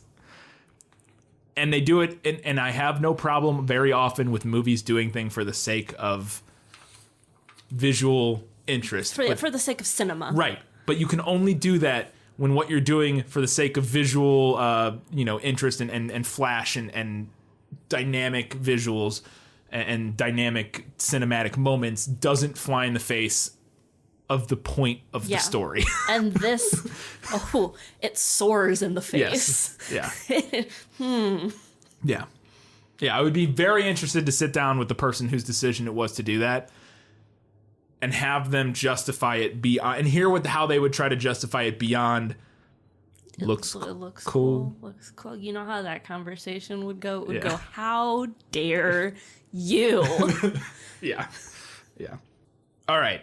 So that was all the big problems. I thought this was interesting. I say better in the book. This is something I thought was, because I didn't realize that we actually had a kind of a hard and fast number of how many good guys died. It's about 55 people. 55 of the good guys died in the final battle, because he lists off four or five named characters, and then he says, and some of the 50 other people died. Yeah. He says it's Lupin, Tonks, Fred. One of the Creevy brothers dies who don't show back up. One of the younger Creevy's brothers, which would have been, I'm mentioning it now. One of the younger Creevy brothers. I'm not sure if they even say which one. Well, the movies probably would have killed Nigel. Yeah, they should have. They should have. Oh, it would have been all worth it if they would have killed fucking Nigel. And I mean, they really should have. He is the Creevy stand-in. Yeah. Even though the Creevy brothers are in the first two, or one of them is. But one of the Creevy brothers, and then I guess that's it. That's listed in the movie or in the book. Mm-hmm. But anyways, because apparently maybe Lavender Brown, but he doesn't say Lavender Brown in the book, which is why I don't buy Lavender Brown being dead. I don't think she's dead. I think she's a werewolf. The movie shows them like covering her in a sheet, which implies that she's dead. But we don't know that in the book. And here was the controversial thing that I looked up. Apparently, Pottermore used to list her death as the Battle of Hogwarts, but then like a couple years ago that vanished, and now it says that her death is like unknown or something like that. Interesting. Yeah. Okay. So who knows? Interesting, because in the movie I think it's very clear that the implication is she's dead. In the book, in the book it's a lot more ambiguous. And what I thought was interesting is that they show the moment from the book in the movie. They show her being like gnawed on by Fenrir. Yes. Which is what happens in the book, and I can't find it, but that happens in the book, and they do the same thing. They blast her off. Here we go. No, shrieked Hermione, and with a deafening blast from her wand, Fenrir Greyback was thrown backward from the feebly stirring body of Lavender Brown, implying she's alive still. Yes. Because in the movie, she's like not moving. Yeah. And then we move on. They don't see anything else would happen to her, but like, yeah, he was biting her, and then she's moving a little bit, and they blast Fenrir off. And so my thought was always that no, she's just a werewolf now. Like she became a werewolf, probably. And then that was always kind of how I imagined it. But the movie is like, nah, she's dead. I'm like, all right, well. But anyways, it's a lot of people. 50 to 55 people end up dying. So, and there were a couple little things mentioned in the book after the fight is over that I liked. There's a mention of Grop leaning in through the windows in the Great Hall, and people are like tossing food up to him, which I liked because it made me think of like a Narnia book. I feel like that's something that would happen in a Narnia book. It is cut Grop completely. Yeah.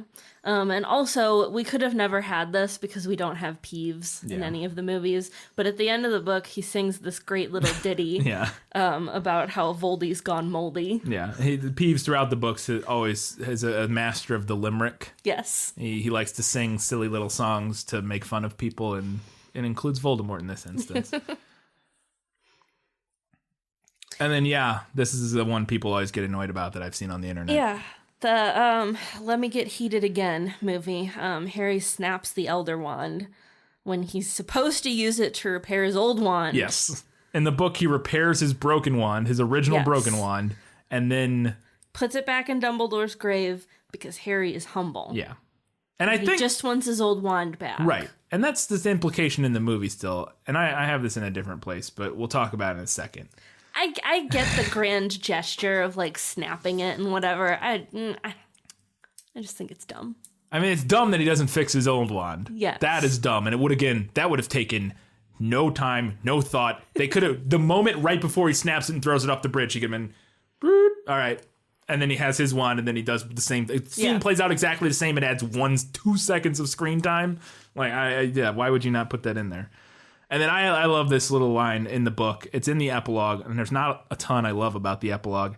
Yeah, I liked this line too. This line's great, so that all of the students on the train, as they're sending their kids off to school, are all like staring at Harry. Yeah. And Harry and Ron and Hermione and Ginny are all standing next to each other.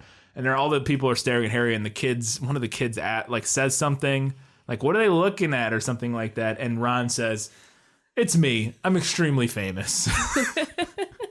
Obviously, they're all looking at Harry, but Ron, kind of. No, I loved that line too, because to me it was like this little moment of like, oh, Ron came to terms with it. Yeah. He's able to joke about it and kind of have fun with it now. Yeah, I thought that was, and the little brief mention of the fact that Neville's the herbology teacher at Hogwarts now, which it doesn't matter that they didn't mention that, but again. But it's a nice moment. Nice little thing. Because Harry just says, like, say hi to Professor. Or send Professor Longbottom our love or something. Yeah. And it's like, I can't send him love. He's my professor. That's it. Whew. The final better in the book for Harry Potter. That one was an hour and 40 minutes. Not the longest I think we've had, but also not the shortest.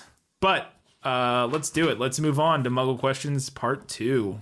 Does the book give any backstory to Helena Ravenclaw? The movie just kind of mentioned that she's a ghost, didn't explain why. Seemed like she had some angst, didn't explain why. It'd be nice to know.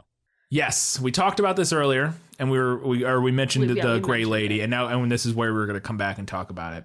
So she is the Grey Lady. Mm-hmm. She's the ghost of Ravenclaw Tower. Yeah, and we find out in the books, which is a fun little backstory thing. We've never actually I don't know if we've ever even heard mention of the Grey Lady until this book. Maybe once before, early in the early, but we've never seen her in the earlier books. So the other ghosts we've always we know about. Nearly had this Nick, because he's a Gryffindor one. Talk about the Fat Friar occasionally, which is the Hufflepuff. And they always, there's a couple passing remarks about the ominous Bloody Baron, who is the Slytherin ghost. And so we find out that the Grey Lady was actually murdered by the Bloody Baron for essentially spurning his advances or being with another man, and now I can't remember. But he became jealous or something happened, and he got upset with her, and he murdered her, and then killed himself. Yeah. And so that's why the Bloody Baron is bloody, is because he stabbed himself a bunch of times to kill himself, or I don't know how many times, but he killed himself. Yeah. So she had stolen the diadem from her mom, who was Rowena Ravenclaw, the Ravenclaw, the founder. Yeah. And I think what happened was that she sent the Bloody Baron to bring her back. Oh, maybe, yeah. And then when she wouldn't come with him, he got angry. Something like that. Got all stabby. Yeah, that could be. I honestly don't remember. He apparently had a very short temper. Yeah, which makes sense. But he also, is a Slytherin ghost. How horrific to have to be a ghost living in the same castle as your fucking murderer for all eternity. Maybe that's why we never saw the Grey Lady. She only hung out in Ravenclaw Tower, because she's like, I don't fucking see the Bloody Baron, Jesus. Although after 600 years, you might get over it eventually. Maybe, I don't know. I would hang out around him and make snide remarks. Yeah, right. About everything. Just be really quippy the whole time. Just nothing but sass about him murdering you. And she doesn't actually know, in the book, she doesn't know where the diadem is. Right. She hid it in a tree in Romania. And then ended up telling... Or wait, was it Albania? Albania, whatever. Yeah, it might be Albania. Yeah. You're right. I made that joke earlier. It was not Romania. It was Albania, I think. Either way.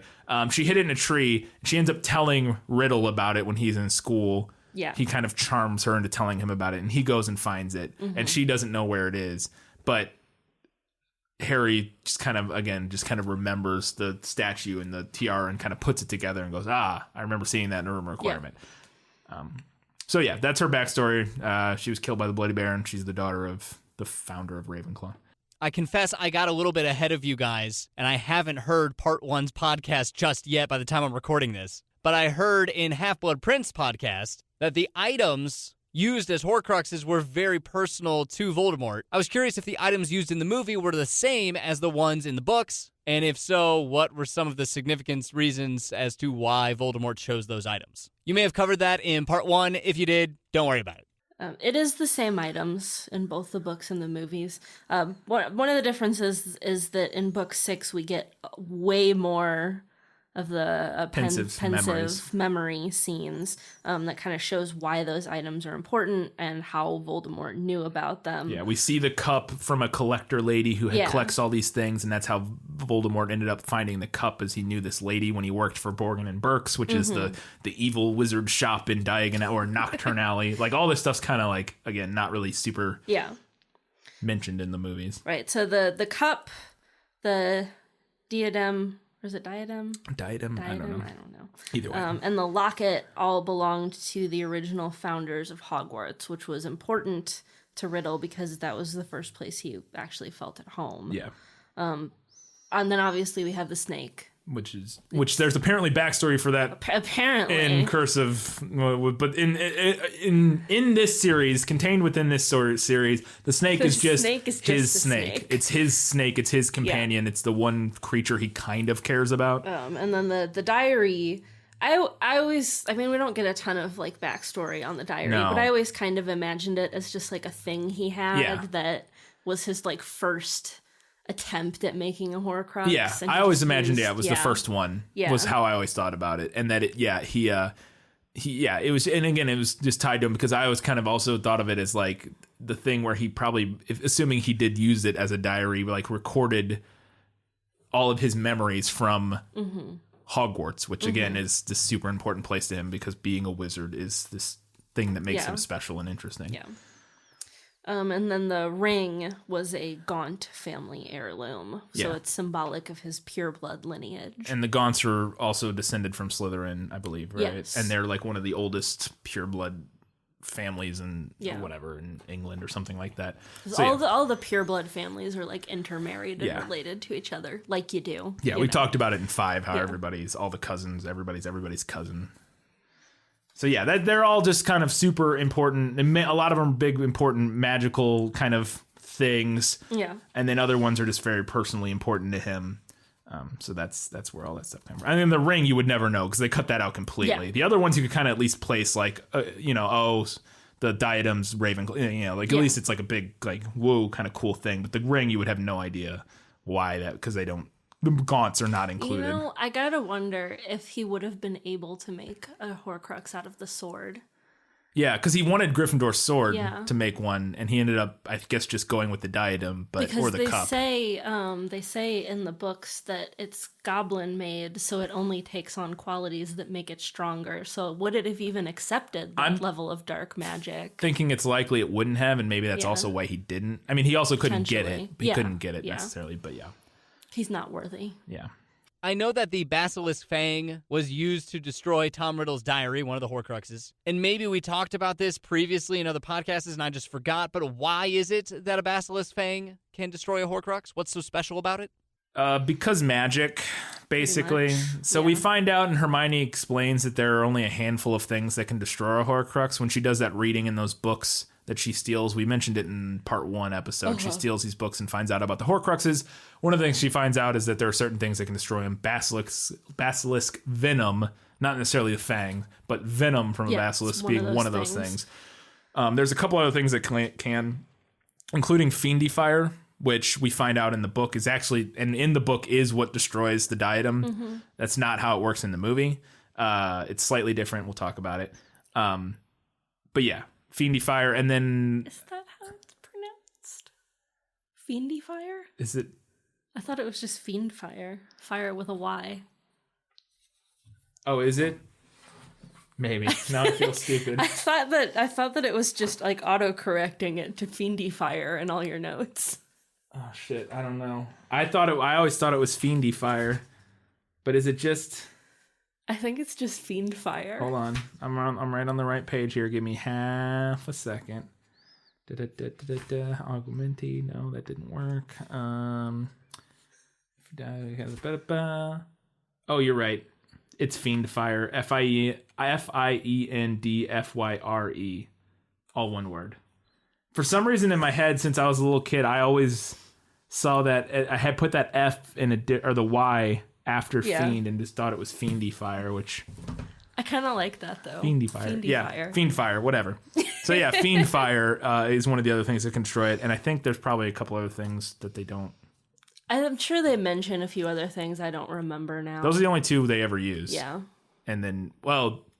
But those are the only... And then Avada it's, Kedavra, kind of. It's part of it's part of the conceit of the storyline is that they're really difficult to destroy, because it wouldn't be as much of a story. If they just got the cup and could instantly, like, just crush it with their foot or whatever. Yeah.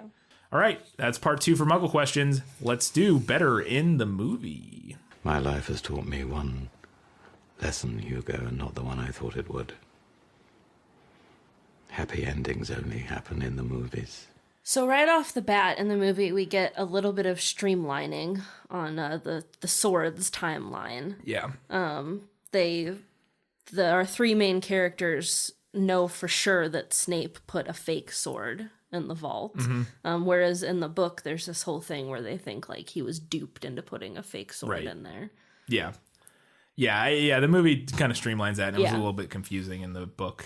Not even confusing, it's just kind of stretched out and a little clunky. It's stretched out, it's a little clunky, and there's not really any point to it other than like red herring-ish stuff. Yeah, and to sort of stretch out this Snape mystery, because and of whether or not he's good or evil. Another thing better in the movie, the Hermione cleavage shot. I'm joking. It's not. I just thought that was so weird. I remember noticing that when I saw the movie the first time, and then noticing it again this time is when they fall out of that fucking cart. Yeah. And that scene's great overall, but they fall, and she does the thing where she cushions their fall, and I don't know why they decided this, but the one person who falls facing the camera is Hermione, and you can see right down the top of her dress. Because she's wearing, like, the Bellatrix, like, bustle, like, you know, her, like the corset and bustle. Corset stuff. And it's just, like, there's a half second where it's just like, oh, Hermione's boobs. And then she falls in the ground. I'm like, all right. Yeah. I mean, they do balance that out by having Ron and Harry strip. When they're like a few minutes later they strip and down. She doesn't, so I kind of balanced it out a little bit, but I was like, okay, movie. Interesting. I think this is kind of an interesting change that makes sense, is that and especially works for the movie because they spend so little time explaining the backstory of Harry figuring out what the Horcruxes are. Like when he gets to the thing, he doesn't know what the cup looks like. In the movie, he doesn't know what the cup Horcrux looks like, because he doesn't even know it's a cup. Yeah, because we didn't get any of the setup for it. In the book, he goes into a memory, sees the cup, kind of knows that that's probably a Horcrux, so he knows what the cup looks like and all that. In the movie, what they do to kind of bypass that, the fact that he doesn't know what these things look like, is he can like sense them. He can like feel them. I think that works. I think it actually makes sense. I kind of like that because, I mean, if you buy the whole thing that Harry can like jump into Voldemort's mind because he has part of his soul in him, I think it's not a far stretch that because Harry is also a Horcrux and has part of Voldemort's soul in him, that being close to other pieces of Voldemort's soul kind of like a Geiger counter, sort of like set something off and he can feel it. I think makes total perfect I think sense in the movie. That's a valid way to get around the fact that they didn't set up for the other Horcruxes. I think it's a valid way to get around it. I also think it just makes sense. Like I think it just within the world, within the way the magic is set up in the universe, I think it kind of makes sense. Like whenever Voldemort's close and touches him, like his scar explodes, it just makes sense to me that being close to another piece of Voldemort's soul, he could feel it. Especially with the setup with how the locket affects them. Yeah. Yeah, exactly. Yeah. We talked about the multiplying curse. You talked about it. Yeah. I thought it looked really good. Yeah, I think it was perfect. Movie, exactly how I imagined it. I do think that it was a good idea to cut the part where it burns them. I think it was kind of an extra complication without a lot of payoff because it doesn't end up being important. The other complication with that is that from that point onward, they would either have to have burns in every scene or they would have to somehow explain away why they don't have burns. Yeah. Well, and I 100% agree with this. I like it because it's scary and weird and like intense in the moment. But I do agree that it's an extra complication that has zero payoff. Like it never gets talked about again. Yeah. They just land, they put some essence of Dittany on it, and they're fine. Yeah. So that could be what they did. Yeah, they land, they rub essence, which they actually kind of do. If you notice, And which is, I don't know what that was supposed to be. I think maybe they were like blisters from holding on to the dragon. They land when they get onto the after they get out of the lake and they get onto the land. Hermione dumps like I assume essence of Dittany on their hands, and they rub it all over their hands. Yeah, maybe it is from the dragon. And my thought is that it's supposed to be chafing or something. Just blisters from holding onto a dragon as it flies for however many miles that they flew. Because there's no implication that they got burned at all. Doesn't seem like it. But because that is what happens in the book. They do rub essence of Dittany on it, but they're burned all over the place, and their clothes are falling off and shit from the burns. Which I agree. It doesn't. There's no payoff for it. It doesn't matter really. I like that the other goblin gets roasted. Mainly, I don't even like that. I just like Ron's line. I think it's a funny moment where he's like, because Griphook runs off with the sword. Yeah. And he goes, well, at least we got whatever the goblin's name is, and then just gets incinerated by the dragon. And Ron goes, well, that's unfortunate. I like that. I like that the movie shows the sword disappearing after Griphook dies. Does he die in the book? That's what I thought. Well, because in the book, the Voldemort massacre isn't implied to be at Gringotts. Right. It's just like at Malfoy Manor or somewhere. Like it's not, at least, I mean, it could be at Gringotts, but they never say where it is, or we don't. It could just be anywhere where Voldemort is, and he just starts killing everybody there. Yeah. But moving it to Gringotts makes sense. And we see the sword disappear, and the lore of how the sword works is vague in both the books and the movie, but I think the books do at least a little bit of a better job explaining it, so it's a necessary change to me. In the movie, because you don't get as much of the explanation of why the sword would show up at the end of the movie. Doesn't really make as much sense. So seeing it disappear, you're like at least priming the audience to go, ooh. Yeah, right, for the idea that it's going to show back up somewhere. Yeah, something's going on there. Yeah, I agree. And I think it also makes sense, like I said, moving Voldemort, massacring everybody there, or not even necessarily moving, concretely placing it there. Like he shows up to see if his Horcrux is still there, and then loses his shit and just kills everybody. Yeah. I also Griphook kind of deserved. Yeah, also Griphook, kind of shitty, which... Yeah, we'll talk about. So I love when Harry does show up in the room of requirement with Neville and everything. They get in and he goes, look, I got to find this thing. I don't know what it is. I don't know what it looks like. And Harry goes, I realize that's not much to go on. And Seamus says, that's nothing to go on. It's just a great little line, and it's I like it. It's fitted. It's good line for Seamus. He doesn't get a lot to do in these movies, and to be fair, he doesn't get anything to do in the books either. He's probably in the movies more than he's in the books. I think he is. Yeah, but it's a funny line. He's like, that's nothing to go on. The way he delivers it, because he's like Scottish, I think. I don't know. It's something about his accent and the way he delivers it is. It makes me laugh every time I've seen it. We talked a little bit earlier about how Harry steps out of the lines of students in the movie, and it's really different from what happens in the book. They confront Snape in a random hallway in the book. Yeah. Snape shows up, and it's just him, McGonagall, and a couple teachers. And some elements of that scene where all the students are like lined up and he steps out of them, some of that doesn't make a whole lot of sense. No, Neville being there doesn't make any sense. Because the idea is that a bunch of them are like living in the room of requirement. Neville, Jenny's not in school, Cho Chang, like all these people, Cho Chang's not even in school. Right, so they wouldn't be there. Yeah, they wouldn't be there. Lineup. No.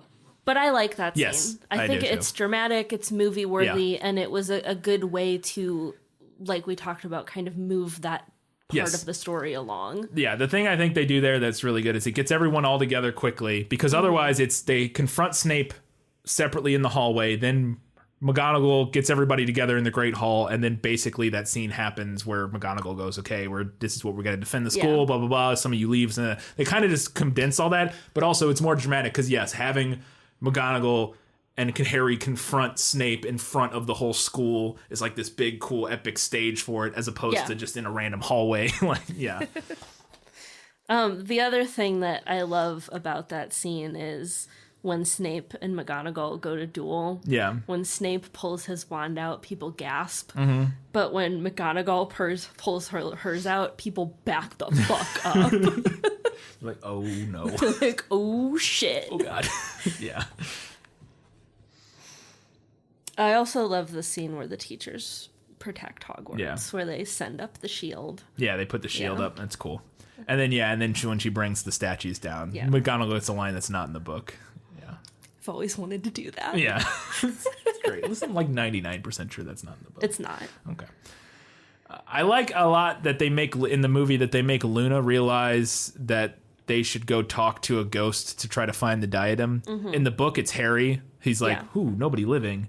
Oh, I know. Let's talk to a ghost. I think it totally makes sense for Luna. One, she's a Ravenclaw. She knows a little. Like, she's like, "Yeah, we should go talk to the Ravenclaw ghost." That would make sense.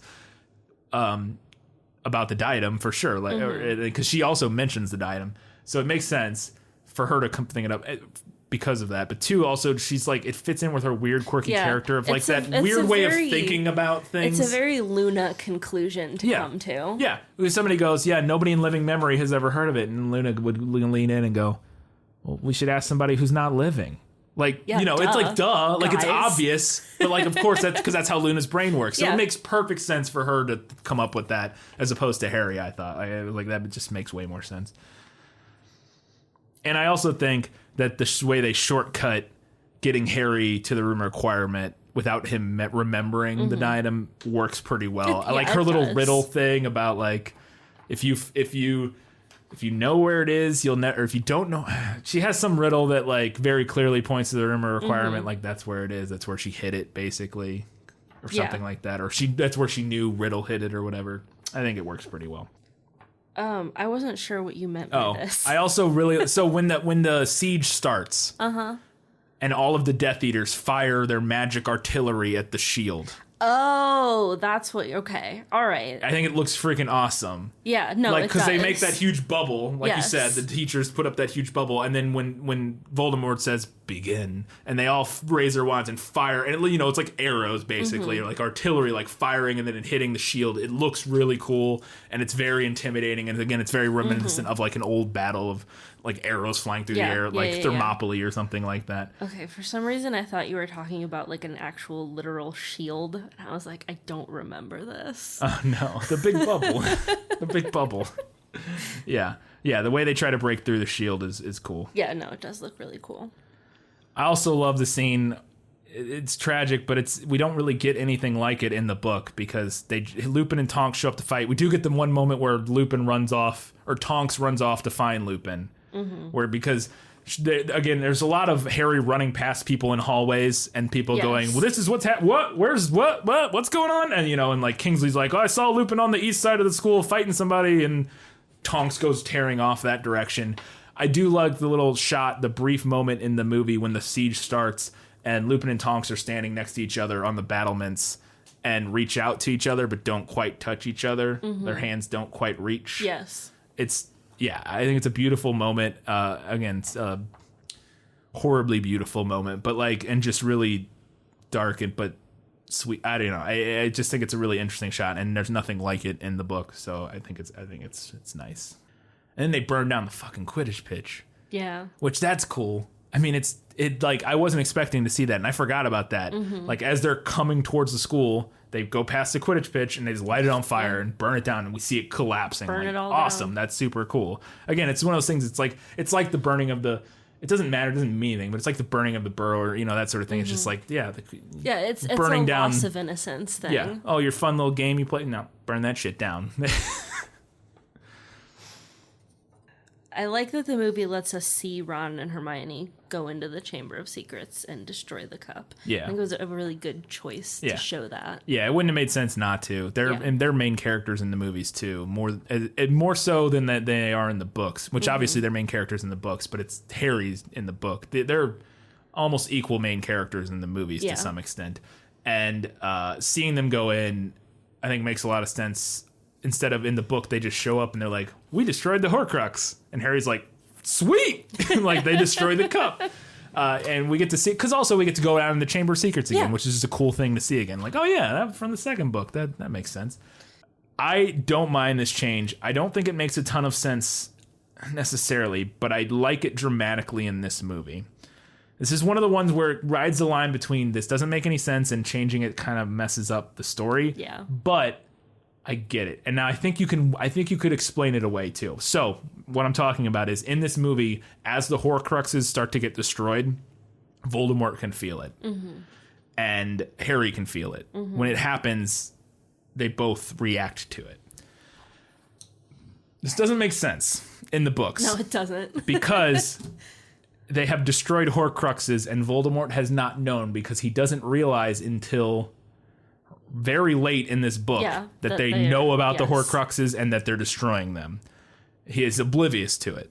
And part of the idea behind that is that when you separate your soul into the Horcrux, you're split. You're separate. It's separate from you. Right. But I don't hate, and now maybe you could argue it in the same way that I did earlier, like when you get close enough, because this is at Hogwarts when this all happens, I think. There might be one where it's a little bit further away, like earlier in the movie. But most of these, when he reacts to it, is at Hogwarts. So he's within a couple miles of it. So maybe if you're close enough, you can make that argument. I just think it makes for a really good dramatic moment in the film. No, it does. Or when they destroy a Horcrux and then we cut to Voldemort. I do think that for me it works better thematically to have Voldemort just not fucking notice that parts of his soul are being destroyed. Right. But I understand the change for the movie's sake. I don't disagree. Like I said, I go both ways on it. I don't think it makes sense. I think thematically it makes more sense. But I don't hate it. And I think again, if you don't think about it too hard, it kind of works in that sort of sense. And again, I think if I argue if they're close enough, like if he's close enough to it, like that's my caveat for making it not dumb. Maybe is that if you're close enough, in the same way that Harry can sense them or whatever. We talked about the kiss earlier between Ron and Hermione and Ron being moved. I mean, that scene's great in general, but it's a hell of a backdrop for Harry and Hermione and Ron's on-screen kiss. Yeah. Their one and only on-screen kiss. that long shot from the end of the chamber with the Salazar Slytherin behind them and all the snake statues lining the walls. It's a great symmetrical? No, well it is. But no, the tableau. That's the word I was looking for. It's a great tableau. The bridge scene with Neville. Yeah, I like this scene. Pretty cool. It's I'd rather have Neville doing plant stuff. Yeah. But I honestly, they could have had Neville do plant stuff and have Seamus and Dean do the bridge thing, because Seamus does do it. They call back the joke that Trevor Trevor asked about this in the very first one. What's it with Seamus blowing stuff up? It's that's really just a movie thing. Finally, his penchant for blowing things up becomes a plot point. Yes, it does. It pays off. It pays off, Trevor. All that waiting. But so I wouldn't have minded if they did other stuff with Neville, but I think it's a cool, dramatic moment, and when they're all running across the bridge and it blows up and they wipe out half the Death Eaters. It's pretty fucking intense. I'm a fan of it, but yeah, they could have done other stuff too. Mainly with Neville, because plants. He needs plants. I do also like Harry and Ginny having a quick kiss in the middle of all the chaos when they just kind of bump into each other in the middle of the fight. I think makes sense. I think that doesn't happen in the book because they don't really run into each other. I don't think really. There's the moment when Harry's going out to die and he walks past her, but he's under the cloak in the movie, or in the book when he goes out to die, he's under the cloak and he doesn't talk to anybody. Yeah. And he walks past Ginny, but I do like the moment in the battle when they just kind of kiss and then go their own ways and do their own thing again. I don't know. Yeah. There was another nice little callback to the Chamber of Secrets in the Room of Requirement when we see the random Cornish pixies. And then there's more. Yeah. I just saw the one and I was like, Cornish pixie. The most dangerous creatures. Cornish pixies. Yeah. They have a Cornish pixie, and then there's a bunch of them that come flying out of the thing. But anyways, I liked that, the idea that because all of those got free. Yes. And not all of them got caught again. Some of them got into the Room of Requirement and ended up breeding, and now there's a whole infestation of Cornish pixies in the Room of Requirement. When Harry confronts Malfoy confronts Harry in the Room of Requirement, there's a moment, because this happens in the book and the movie, that Malfoy never confirms to Bellatrix that it is Harry. Yeah. When they get captured at the end of part 1 movie and taken to Malfoy Manor and Harry's all swollen up and weird looking, Malfoy never he kind of goes, maybe it's him, but he never he like won't commit says, to and he it. knows it's him. Like we know Malfoy knows it's him. And I like Harry saying that to him in this moment, being like, why didn't you tell Bellatrix that was me? Yeah. Just like kind of kneeling him and like also kind of like, we know you're not gonna kill me. Like you're not gonna kill me. Like, you know, you could have and you didn't. You're not gonna kill me. Oh, in this moment. So it's Crabbe that lights the fire in the book. Yeah. But the reason he's not in the movie is because that kid got busted for selling drugs. Spoiler, that's what happened. That actor. So they replace him with Blaze Zabini. Blaze, yeah. Which is, they really missed out on the opportunity for Blaze to be the guy who cast him. They really did. No, but I'm glad it should have been Goyle. It should have been one of the two. And since Goyle was the actor they had left, that's who they used for it. But I love the visual they have of that, where there's a moment where after he casts it, and we cut to him and he's like waving his wand around and fire is still spurting out in random places. And it just reminded me of every video I've ever seen of some drunk redneck with a gasoline can that somehow caught fire and they're like spinning around in circles, spraying fire gasoline everywhere. I'm like, that would be what Goyle looked like when that happened. He would be like shaking his wand like an idiot trying to get the fire out and just spraying it in more and more places. So I loved that little visual moment. I liked the moment of teamwork. Yeah. And destroying. Yeah. The diadem. The diadem. They like throw it out. Harry throws it out. Hermione catches it, and then Ron or whoever does whatever. Yeah. But they all throw it out, and if somebody catches it, one of them stabs it with the fang, and then Ron drop kicks it into the fire. Yeah. And then it explodes or whatever. Or, you know, it explodes, melts kind of. In the book, it's just the fire hits it, and it dies. Like we mentioned, fiend fire is one of the things that can destroy a Horcrux. And now I kind of like it taking the shape of Voldemort's face because his soul is in that thing, and as it dies, there's like a burst of like him. I don't hate it. We've already talked about why I don't like that. I kind of like it in that moment. Well, see, but that's different to me. You say that. I think this is different. I 100% agree about how Voldemort dies and how he's just a person. But I don't hate in this moment. I mean, we've discussed that. We've seen in the books that like the Horcruxes can bring forth parts of Voldemort's. All right, you know what I mean? fair Like enough. when the locket bursts forth with like Riddle, Hermione, and Riddle, and then the diary being able to bring forth a spectral Riddle and that sort of thing. I don't hate that in that sort of death burst moment, like, bro, like a screaming Voldemort face kind of shows up in the flame. Like, I think it's okay. I 100% agree in regards to how Voldemort dies. That is, absolutely. I just think this is a little different. I prefer them moving the Snape death scene to the boathouse, which is a heretofore not seen set in any of the movies or mentioned in the books. In the book, that scene takes place in the Shrieking Shack. Yeah. I like moving it to the boathouse. One, I think the boathouse is a more cinematic definitely space. Yeah. It's just cooler looking and creepier. No, I don't even necessarily creepier, but it's cooler looking. Two, they don't have to go through the passageway. Yeah, it's way easier. It's a little clumsy in the book, so they have to. Harry realizes they're in the Shrieking Shack. They have to go to the Whomping Willow, and turn it off, and then crawl through the passageway and get there, and then crawl back. You know, it's just like this big convoluted thing. It's like just running down to this boathouse on the lake. It's easier, and it's again, I think it's a more cinematic place for this to happen. You know what? This is super off topic, but I'm kind of surprised that J.K. Rowling didn't write a scene where the Whomping Willow like uproots itself and joins the battle. Yeah, right? That would have been dope. Oh, that would have been... Oh, you know how you write that? That's even cooler? In the chaos, Harry...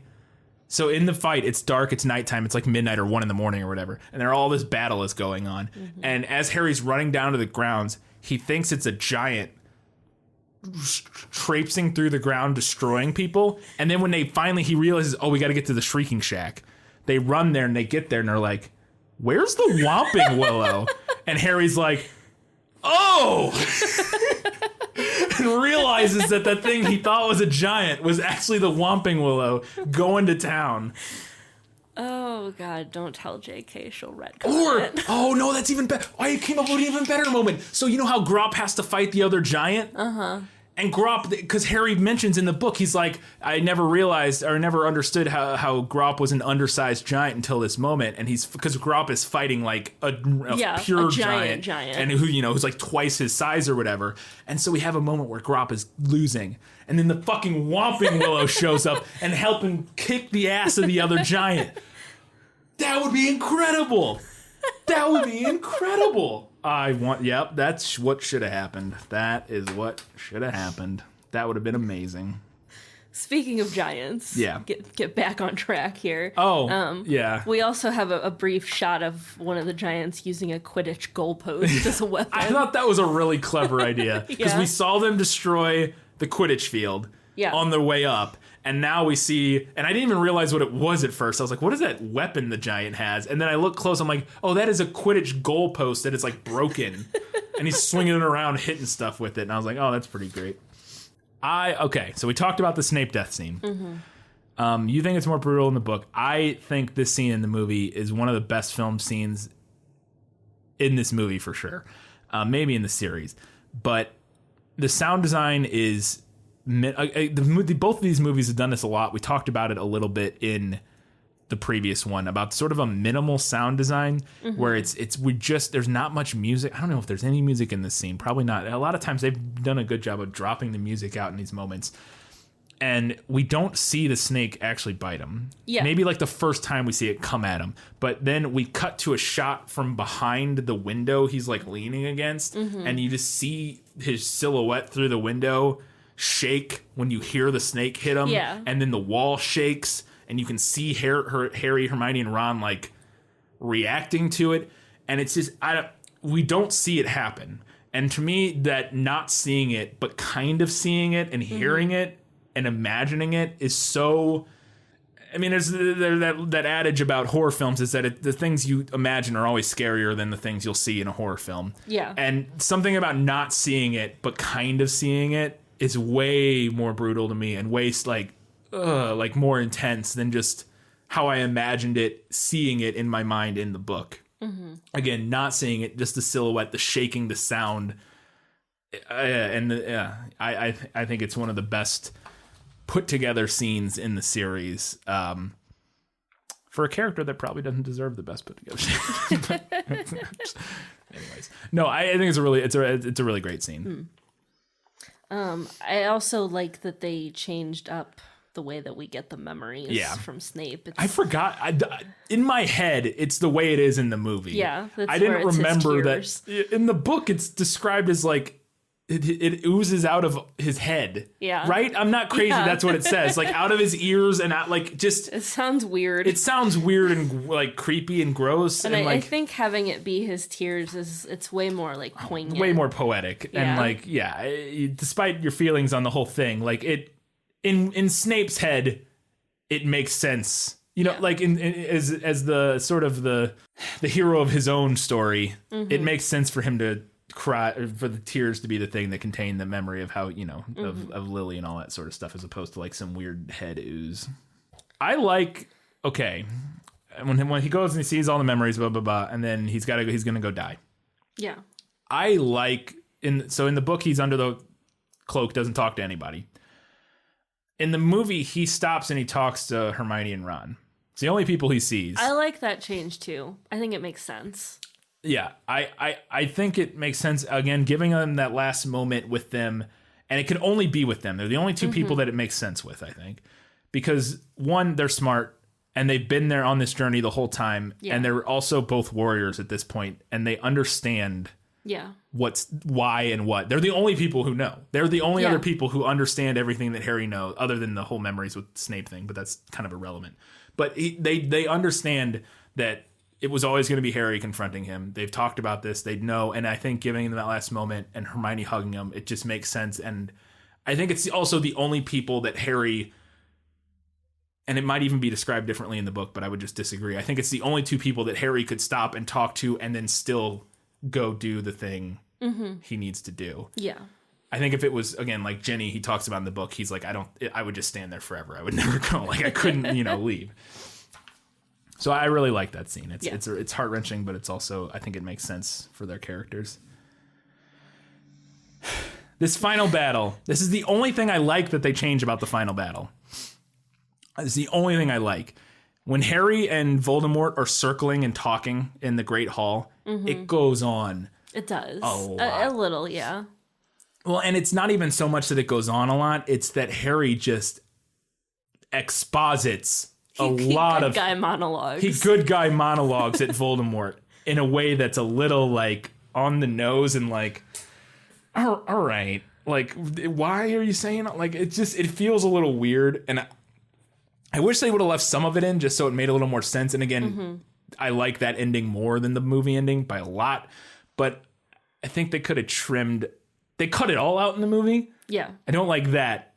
But it's kind of like this weird clash between way too much in the book and none in the movie. Yeah. And I wish they would have figured out a way to... Yeah.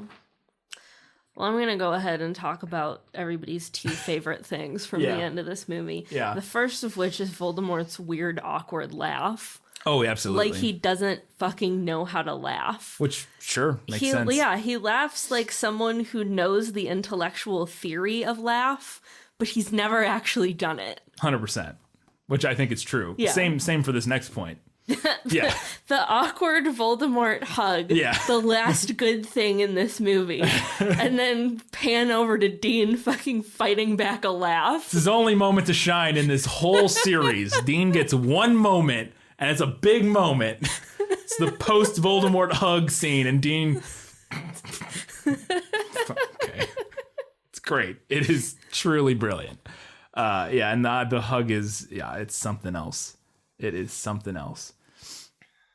And I like after that moment, when Harry's... I don't love the way, again, Harry comes back to life and just runs away. Blah, blah. I don't love that. But I do like that when that happens, and when the Death Eaters see that Harry's still alive, like a good 30% of them just leave. Yeah. They just apparate out of there, including the Malfoys. They just... Yeah, like, I do like that the Malfoys just like up and leave. Yeah. They're like, fuck this. Yeah, We're leaving. This is... No. Mostly Narcissa. She's like, Yeah. oh, we're done. Yeah, we're done. This is enough of this. We're out. And we talked about it earlier. I don't like that he doesn't fix his wand, but I do like that he breaks the Elder Wand and throws it off the cliff. If you put it in Dumbledore's thing, somebody else could get it. And then all I have to do is kill Harry, and then it's theirs. I guess. Which Harry can die now. He's not immortal. Because Harry even says, he's like, so in the book, he's like, so if I just die a peaceful, natural death, nobody will ever get the wand, right? And they're like, yep. And he goes, cool, I'm going to become an Auror. I'm going to go into a really dangerous line of work fighting evil wizards and hope nobody goes and finds the, like, I mean, sure, odds are good that it wouldn't, but... And now maybe you can argue that you wouldn't be able to break it. I don't know. Who knows how that would work. But I don't hate him just being like, nah, I don't need this. We don't need anybody to have it. Dumbledore, I think, would agree. I don't need that. And, you know, he like the whole like ceremonial idea of putting it back with Dumbledore. I feel like Dumbledore would be well on the side of like, no, nobody needs that. Get that shit out of here. He's learned his lesson. And then there's the last line of the non-epilogue is basically Harry being like, oh, I'm back. I'm going to go up to bed. He thinks about his dorm. He's like, thinks about his bed up in his dorm room. And it's like, I'm still technically in school. I think technically that bed's still mine. He's like, I'm going to go get some sleep because I haven't slept in like a week and a half. And he wonders if Creature can bring him some food. And that's like how it ends. And I just kind of love. That's not in the movie. Oh, that was supposed to be better in the book. Place. That was supposed to be better in the book. No, whatever. Yeah, I had that. I meant to have that in better in the book. I drug it in the wrong place. But yeah, in the book, he has this like brief thought of like going to sleep in his bed, and I was like, yeah, you know, I think it's kind of a nice thing. It reminds me of like a Hobbit finishing their journey. Yes, it's like it is very. I just want to go very hobbity. Sleep and eat some food. And sleep at Hogwarts, which is now safe again. Like I've saved Hogwarts, and now I can go safely sleep in my bed up there. All right, that was it for Better in the Movie. Muggle Questions, Part 3. Harry holds the resurrection stone in his hand at one point in the movie. Using it, couldn't he have brought everyone standing around him, all the ghosts standing around him, and everyone else that lost their life at the battle, back to life? Why didn't he? And why did he drop it before going to see Voldemort? So he did bring them back, is my understanding of this. And now you may disagree. I don't know. This is my reading of it. It definitely he totally does. Yeah. But I mean, there's some kind of later on, I'd say my reading of it is you can see if you agree with me. But he definitely brings them back in the book. In the book, he turns the stone over 3 times in his hand. They don't show him doing that in the movie. He just holds it and then they show up. It's sort of implied, like in the movie, that they just show up. They even say, I don't even remember what the line is, but they say something where it just almost seems like he didn't do that. Like they just kind of were there for some reason. He even says, like, why are you here? And they say, because you need us. I don't know. There's something implied where it's like Harry's like, why are you here? And I'm like, and in the book, they're there because he very clearly intentionally brought them back. And so the reason he didn't bring everyone actually back, like actually quote unquote back, is because the stone doesn't work that way. Yeah, it's not how the stone works. Like you can't actually resurrect people with it. Now, this is the way this is sort of my headcanon for what's going on here, because in the Tale of the Three Brothers, it's implied that when the brother brought back his dead fiance or whatever, that she was like off and miserable. Yeah. And like, because she doesn't belong there. She doesn't belong there and she's not herself. But to me, the implication was that she was sort of physical, potentially. Like, at least it seemed like it, that she was like actually there. Like she wasn't like a ghost, but she wasn't supposed to be there. And so like her spirit was like off. This is my sort of read on it. Again, I'm just kind of implying or reading into it here. I think when Harry brings back Lupin, Sirius, and his parents, he brings back them. They don't feel off. They're not like weird, non-belonging versions of themselves. It's them. But because they're like they aren't actually physically there. Yeah, they're more like ghosts. They're more like ghosts. Memories. Or like the things in book 4. Yeah. Like when they come out of the wand. And so that was how I kind of read it, is that you could bring somebody back physically, but if you do that, they're not really them. Like they're not right. They're off. Or as Harry does it in this moment, because he doesn't actually bring them back, you can bring them back sort of spiritually, but then they're not there physically. So you can have one or the other. Kind of. But not both. Yes. That was kind of how I read it. At least because it does to me seem like it's 2 different things from how it's described in the tale versus what we see with Harry. I don't know. That was just sort of my, take on it. But and then he drops the stone because his hands are sweaty in the book. Yeah. Not even kidding. That's why he drops the stone. He just drops it and then they disappear. That's all that happens. Did the book explain how the Death Eaters got a hold of Hagrid? So Hagrid is in the battle. Yeah. Which you wouldn't know from watching the movie. And he gets dragged into the forest by the spiders. Harry tries to go after him, but he can't. So we kind of assume that he might just be dead. Yeah, we don't know what happened to him. The spiders end up taking him away, and we're like, shit. Until, Harry gets into the forest, and we see that he's there with the Death Eaters. Yeah. And it is like the movie. When Harry walks into the forest, he is tied up next to him, but he was drug in there by the spiders, and I always sort of assumed the spiders were doing the bidding of the Death Eaters. The Death Eaters went into the woods and basically talked to the spiders and were like, you want to eat some people? And they were like, yeah. And so they went and did that. I feel like I missed something big, but when Harry dies and Draco's mom goes to check on him to make sure he's dead, she asks Draco if Harry was dead when it seemed like Draco wasn't even around. Very confused by this. Can you help? So this question, Trevor, I love you for it so much. I can see why you asked this by the way the line is delivered. Yeah. She's asking Harry if she realizes, she crouches down. It's very clear in the book because we know Harry's alive. Yes. In the movie, we don't necessarily, we do know, but we don't know that she knows he's alive. In the book, it's very clear that she feels his heartbeat. In the movie, she reaches down, she realizes he's alive, and then she asks Harry, she goes, is he alive? Draco. Yeah. Asking Harry, is he alive? Qualifying that he as Draco. And then Harry goes, yeah, he nods in the movie. Yeah. And now I can see how if you're watching that and don't realize what's going on here, you're like, why is she asking Draco if Harry's alive? Because Draco's not there. Yeah. Like what? So it's my favorite question you've asked because I do see how you got there. But yeah, she's asking Harry if Draco is alive because she's only really worried about that anymore. And getting her son back. So, and that's why she lies. Yeah. That's why she lies to Voldemort. It's because when Harry says, yeah, he's alive, she's like, all right, well, I'm actually still not exactly sure why she lies. Because I guess Harry did her a solid. A solid by, But, she also maybe might be working out in her head that, like, I need to get back to the school. You need to get back to the school, yeah.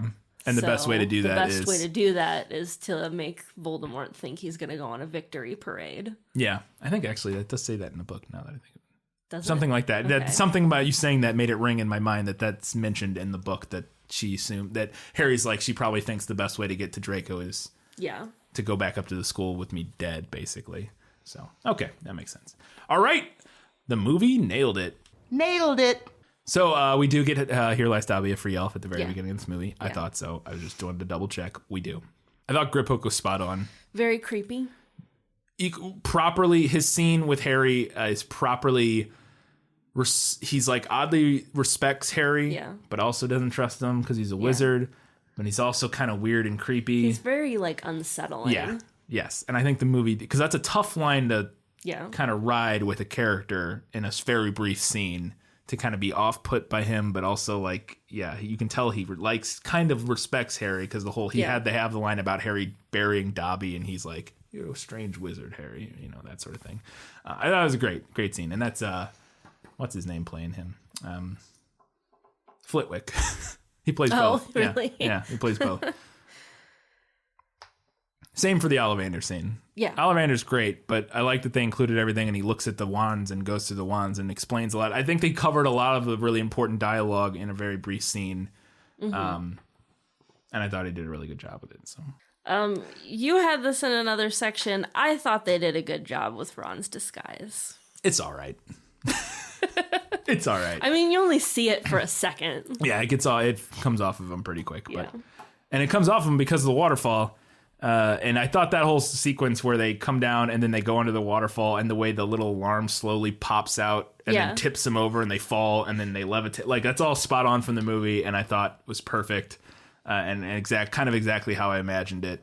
I mean, the whole all of the Gringotts stuff scene and the escape on the dragon is great. I felt so bad for the dragon. Yeah. No, everything about Gringotts is pretty much perfect. And the great moment where the goblins are all sitting up in the top part and they hear the rumblings and then all of a sudden a dragon bursts out of the bottom. Yeah, it's awesome. Aberforth I thought was great. Mm-hmm. It's a little brief role for him. He does show up again in the battle. You see him a couple times, which is nice because he is in the battle in the book. But he also I thought he looks a lot like Michael Gambon. Like he looks similar properly enough, like a brother like him. I also thought he just did a really good job in a scene that is tough because we haven't got a lot of the Dumbledore backstory. Mm-hmm. I think he does a good job of portraying the tension within their family. Yeah. He sells it really well. And even as a moviegoer, if don't understand what they're talking about because it hasn't really been explained and they don't go into any detail about Ariana or I mean, they do a little bit, but like it's all kind of vague. You get the point of the scene from how it's acted and how it all plays out. And I think Aberforth's a big part of that. I was glad that they didn't just dress up Michael Gambon as right. Just make him look a little different. Just like a different Michael Gambon. No, they got a different guy. Yeah, they got a guy who looks conceivably related. Yeah. I also thought they did a good job with Neville looking all beat up from leading the resistance. I just wanted to make sure they had that moment in the movie of Neville showing up bloodied and beaten from literally like leading the revolution within Hogwarts. And he mentions this line because I thought it was a really dark and creepy thing in the book that he got punished for not using Crucio on first years. People that get detention, the Caros make other students practice Crucio on them. Yeah. Which is fucking crazy. And yeah. But he mentions that in the movie. I was like, I'm glad they mentioned that because that's dark. And I thought the room of requirement under Neville's care looked exactly how the book describes it, with the hammocks everywhere and just people kind of hanging out all over the place. It looks like it's the ultimate fort. The guard statues coming to life. I Yeah. had actually forgotten that was in the book. Yeah. But it's amazing. Yeah, in it the looks movie. great. Yeah, and see, I could almost argue that this could go in better in the movie because it's cool where they're all jumping down. From, like in the book, I just imagine them kind of stepping off their plinths because they're never really described as like being this big like wall of knights. Yeah. They're just kind of throughout the castle at different places. But yeah, them kind of like jumping down from. It looks doing cool. the superhero landing. Yeah, they do. They get the superhero landing. It's great. It's great. Yeah, the Fiend Fire. Yeah, Fiendfire looks cool. And because I was worried, we've talked about this a lot of times, like with the Patronuses, how a lot of times it's like, it's just a silvery, shiny animal. Make it that. And in the book, the Fiendfire is explicitly described as having like creatures in it. Yeah. Like there are these like within the flames, like these creatures come Fiends. out. Like, yeah, they're fiends. There's like raptors and like, you know, all kinds of weird. And they do that in the movie. They have these kind of cool, like weird animals coming out of the flames and cascading around. And it looks completely uncontrollable. It moves more like water than anything. When, you know, like it's like almost like a flood, basically. Yeah, it's kind of exactly. The whole scene in the room requirement basically was kind of how I imagined that going down. I love this scene. The one take, I think it's a one take, of them running. When they realize they need to go down to the boathouse, Harry sees Voldemort down at the boathouse and knows we got to get down there. Yeah. And they're running through the battle. It's my favorite part of the battle in the movie. I think it perfectly captures. It's the part of the movie that best captures the chaos and sort of how the parts in the book where I'm talking about where Harry's running up and down halls and running into different people and that sort of thing. Yeah. I think this moment does that the best, where there's just like dueling and then running by giants, and then they spot Lavender being mauled by Fenrir and like blast him across the room, and then and we see that it's Lavender, and it's like all that is kind of little elements from the book worked into this one big impressive, like chaotic long take. I think was one of my favorite parts of the battle sequence. And I thought was truly captured what I kind of imagined in the book. So you have then down here Voldemort's magic loudspeaker. When Voldemort talks into people's ears. Yeah. I could almost argue this for better in the movie. Yeah, I agree. Because in the book, I imagined You're right. I should have. Yeah. I imagined it more like what the loudspeaker charm that they use. Yeah. I imagined it in like a book we're going to be doing before too long, Hitchhiker's Guide to the Galaxy or Universe. Yeah, Galaxy. I get it confused because there's a podcast I listen to that has a similar name. Anyways, but it's slightly different, and that one's Universe, and this one, Hitchhiker's Guide to the Galaxy. Anyways, which we're going to be doing soon.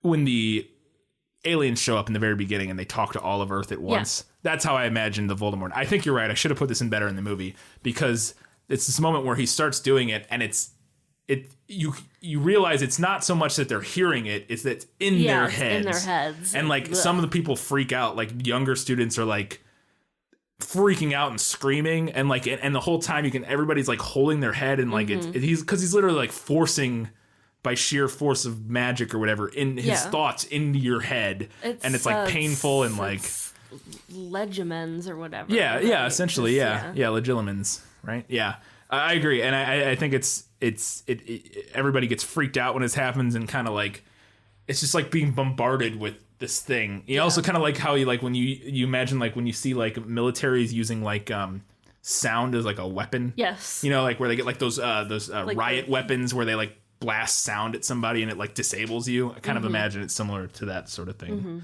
Yeah, I think that should have went in better in the movie probably. We talked some about Snape's memories. Yeah. They're really edited down, which we discussed, but I do think that the movie did a good job with making that scene like really haunting and gut-wrenching. The editing in that scene is kind of brilliant, and the score on top of it. That scene is really, really well done.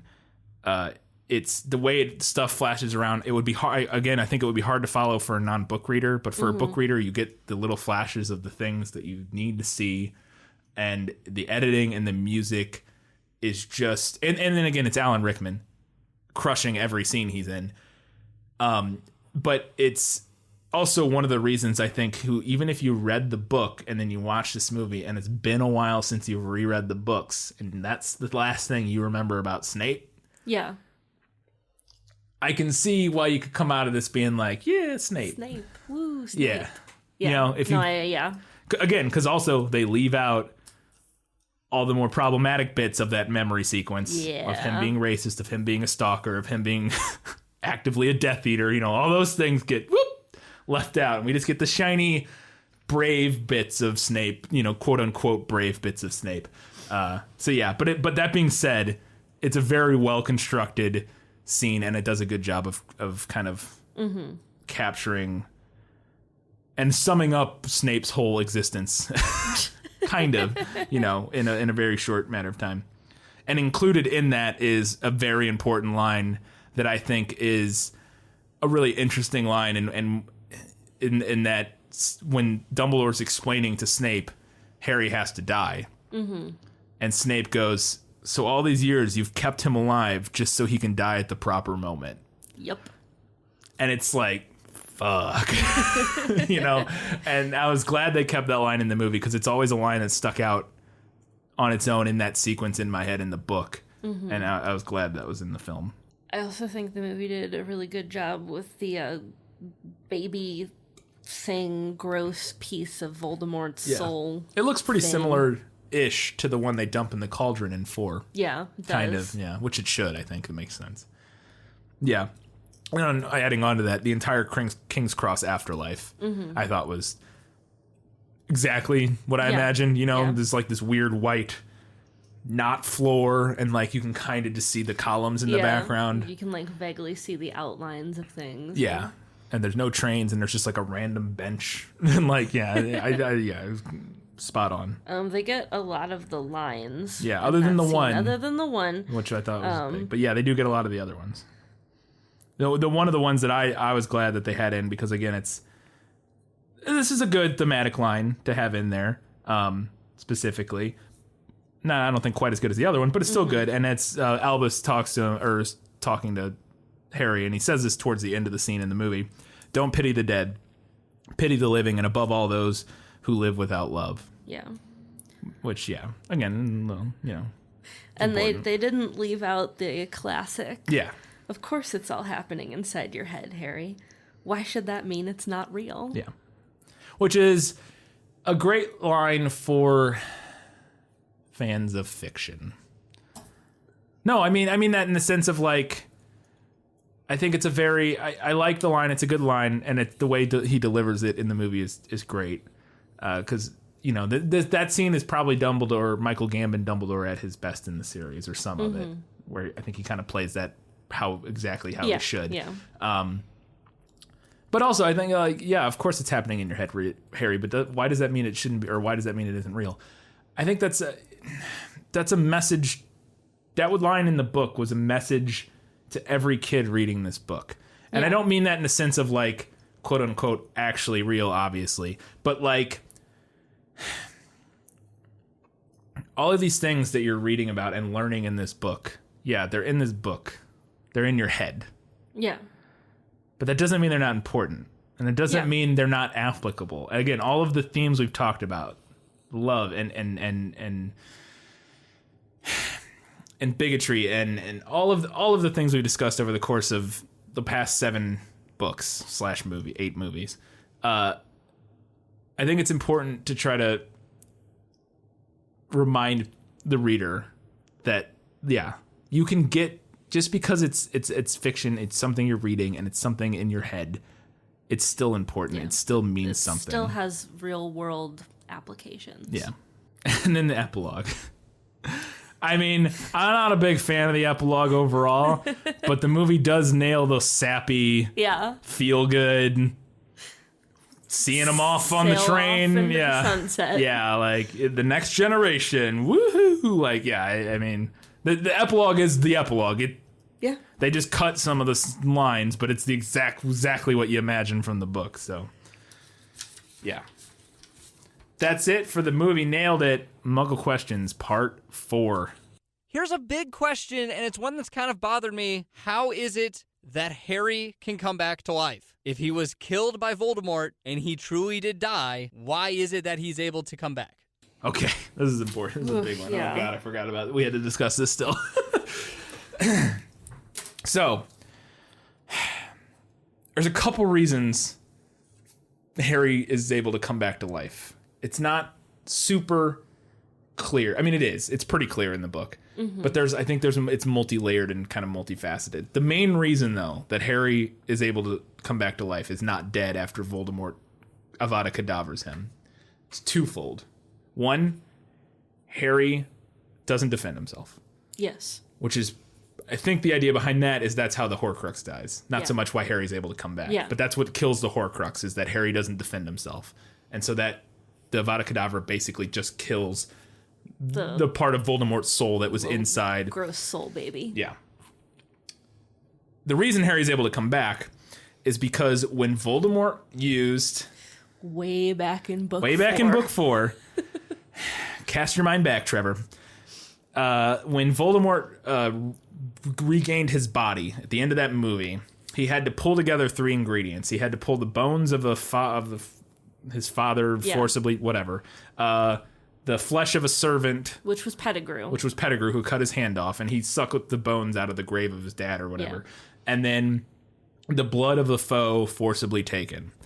And Voldemort decides that when he resurrects, the person that makes the most sense to use their blood to come back is Harry. He's got to have Harry's blood. He's the only person that's ever defeated him. And I think that there's even a line somewhere in book 4 where Pettigrew's like, we could use anybody. Yeah, Pettigrew does. And Voldemort insists. No, he insists it's got to be Harry.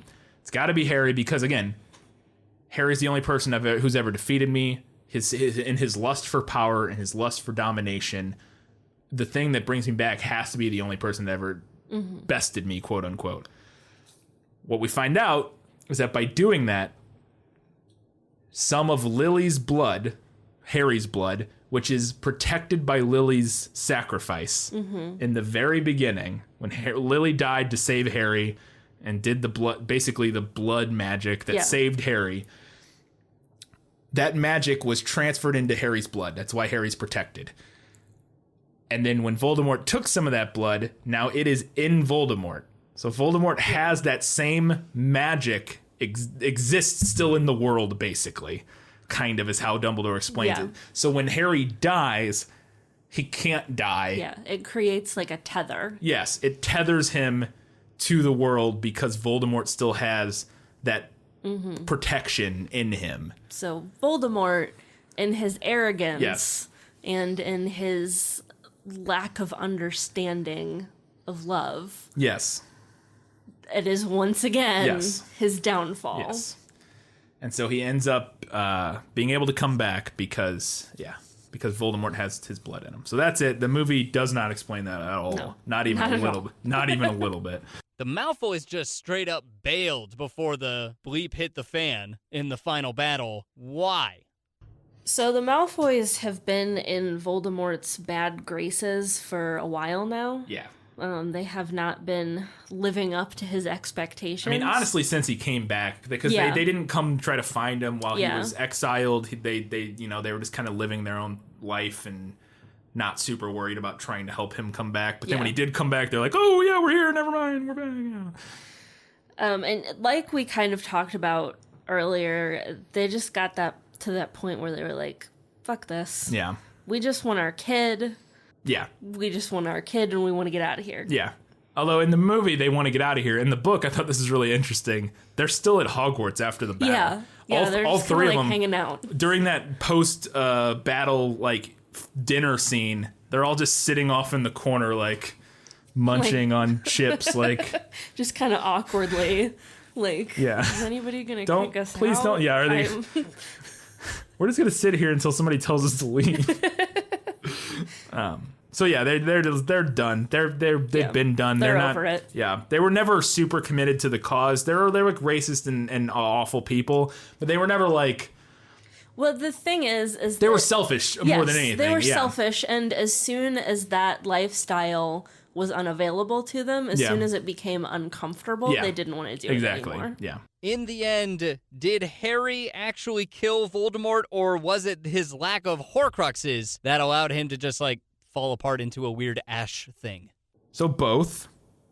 But more importantly, Harry doesn't actually kill Voldemort, which I guess if you watch the movie, you might not realize this. It's the point. That's the point. Whole point. It's kind of the whole point. Kill him. The fact that Harry and the fact that Trevor doesn't understand that or didn't realize That's highly concerning. Well, and I think it's actually fair because I think you could easily like this. I can totally see why he would not be sure. Oh no, like, not the part where Trevor didn't understand it. No, the part where the movie wasn't clear. I find that very troublesome. Yeah. So, so in terms of did Harry kill him or his lack of Horcruxes? The reason I said both is that, one, he had to have no Horcruxes left. Yes. But then he also had to die. So also it makes it a little confusing in the movie because the thing is, by moving the snake dying to right before he dies, like literally, if you remember in the movie, Neville cuts the head off the snake and then they cast a spell at each other and then Voldemort dies. So it feels a lot like... Yeah, it feels really close almost more together. like it's had something to do with the snake dying, which again it does. All of the Horcruxes had to be destroyed, including the one in Harry. Harry was the 7th Horcrux that Voldemort never meant to make. And so once all those Horcruxes are dead, including the snake, he's able to die and actually die. But Harry, and why I said Harry doesn't kill him, is that Harry, like we said earlier, uses Expelliarmus. Voldemort, by not being the master of the Elder Wand, when he tries to kill Harry, his spell rebounds on himself, and he kills himself. Yes. Essentially. Ultimately, Voldemort kills himself in that moment. His bullet ricochets. Yeah, literally. And hits him. Yeah, that's exactly what happens. So Harry doesn't kill him, essentially. I mean, he, kind of does, but he doesn't actually, like, cast a killing spell at him. But he does die because of their duel. Mm-hmm. And because all of the Horcruxes were destroyed.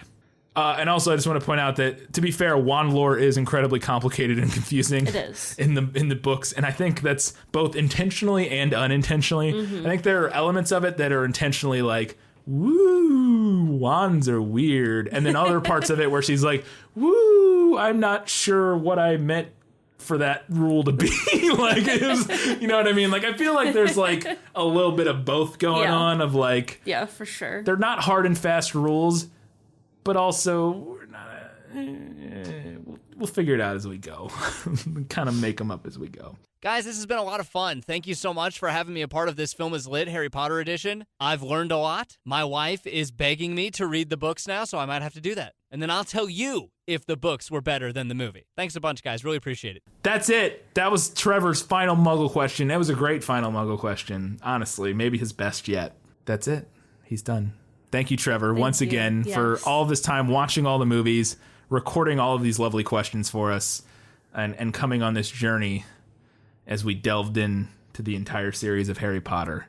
All right, let's finish up this general discussion and then hit our final verdict, the ultimate final verdict, the elder final verdict. Oh, boy.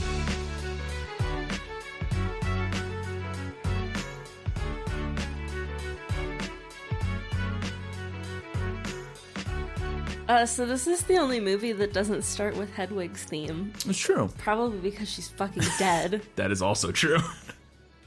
Yeah, that's definitely why. And it's sad, but that's definitely why. And because we ended the previous movie on a downer, and we're coming in on a downer. Yes. It wasn't like this isn't a happy beginning. This is the beginning of the end, So when we started watching this movie, Luna has a random line about wind while chimes. they're at Bill and Fleur's. There's some wind chimes, and she kind of strokes them, as Luna does. Yeah. And says, Muggles think these keep evil away. Yeah. And I was like, do we? Yeah, I never heard they're that. For? I was like, what? But then I did a quick Google, and I found out that in ancient Rome, bells were believed to ward off malevolent spirits. Well, there you go. So I guess that connects. Like, how dare you doubt Luna? She knows that kind of stuff. She knows that kind of stuff. I loved the image of when Hermione is Bellatrix. There's just Bellatrix on the beach. Yeah. And like her in her Tim Burton get up. Yeah. It's like pulling her corset around like Jesus, sand is everywhere.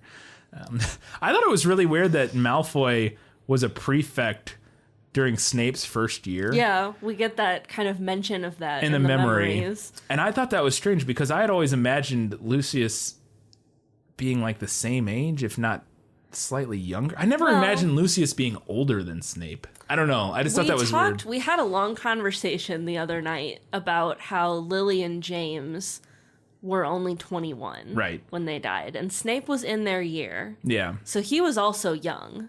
Right. A lot younger than Alan Rickman. Yeah, I think that's part of it. I think Alan Rickman is part of it. That's what it is. Because Alan Rickman looks at least as old as Lucius does in the movies. If Lucius was a prefect, then he was at least a fifth year. Yeah.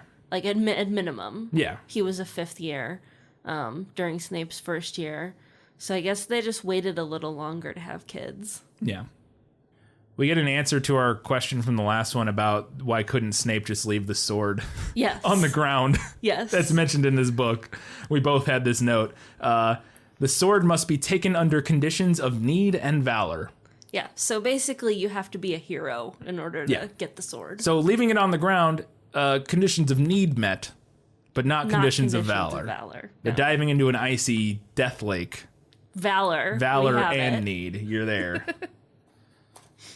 I thought I had to mention this because this has got to be the first time in all these books this word is used, right? It is. It has to be. So I blew my mind. I didn't remember this. Somebody refers. Do you remember? It's not even a person. It's in the. It's just like in the prose that the Hogwarts students and people from Hogwarts are referred to as Hogwartians. Yeah. Or Hogwartians. I don't know. I was debating that myself. I went with Hogwartians as like Martians. Yeah, like Martians. Hogwartians. I was like, wait, what? I mean, I guess there would be a word for it. Yeah. Sure. But yeah, Hogwartians. Hogwartians. Either one. Whichever you prefer. Still think it's silly and fun. I found this a little bit troubling in the movie. The scene where Lily and James and everybody show up in the woods to comfort Harry. Yeah. They have Lily echo Snape's always. And I just found that troubling. It's because it's why would she say that? She wouldn't. What is the context of her saying that again? I think he asks if they'll be with him to the very end or something like that. Does she say that? Oh, because James says the same thing he says in the book, which is Harry goes, "Will you stay with me?" And James goes to the very end. Yeah. Does she add on always? I think she does. I don't remember that. Yeah. Okay, I'll take your word for it. I don't remember I that. made a note of it. Yeah, no, I'm sure she does. But that's weird. Yeah, I agree that doesn't, like, why would she? Yeah, it's weird. Because Snape's always wasn't even something he said to her. I mean, maybe, I guess the implication is it was. But even if that's weird. Like, what's the implication there? Like, just as another connection between them, but we don't need, because she doesn't like Snape. He's obsessed with her. She doesn't like him anymore. He's a fucking racist asshole who is responsible for her and her husband being dead. Like, it's weird, yeah. I love this. I love this about the book and the movie. I love that even when Dumbledore's dead, he shows up at the end of the book to explain everything that happened. Yep. We get our standard Dumbledore explaining the plot to us. Yep. It wouldn't be a Harry Potter book without it, I guess. Yeah. Doesn't even matter that he's not with us anymore. I'm a big fan of the fact that Hermione and Ron had the wherewithal not to name their kids entirely after dead people. And I feel like that was a big Hermione decision. Yeah, probably. Ron was like, we should name them Fred and Lavender.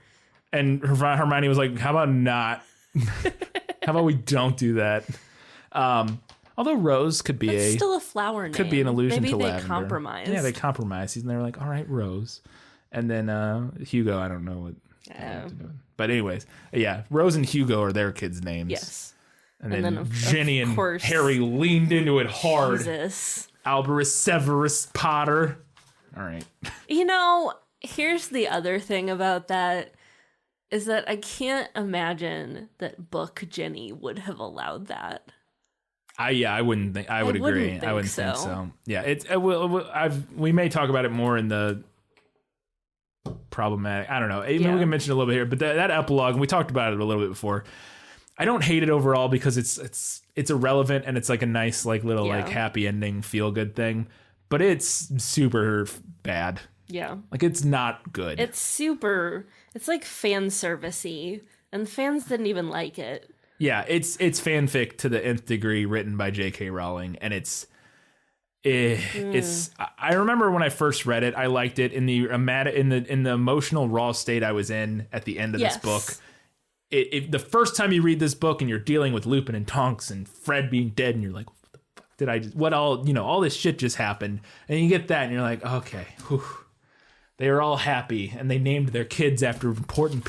And you think about it like a month later, and you're like, that was fucking stupid. No, it's a very juvenile treatment of the end of this series. Yeah, 17-year-old me, emotionally wrought after finishing this book, loved that chapter. That's not necessarily a good ringing endorsement of that chapter. Who raised Teddy Lupin? You said you had an answer to this. I do have an answer to this. Because here's my thing that was weird to me is that Lupin names Harry the Godfather, and then Lupin and Tonks die, and then Harry doesn't raise the kid. So J.K. Rowling has confirmed that he was raised by his maternal grandmother. Oh, because she lives. Yeah, Tonks's mom lives. Because we know Tonks's dad dies, but... I would have to assume that Harry doesn't raise this kid because Harry's 17 I agree. years old. I agree. I 100% agree. I just was wondering. I didn't know. And now we know that we knew Ted was with the grandma during that, and that spends time. Okay. And that I can buy that and it makes sense. Harry is not equipped for childcare. No, not remotely at that point. And I agree. I was just like, well, he's his godfather.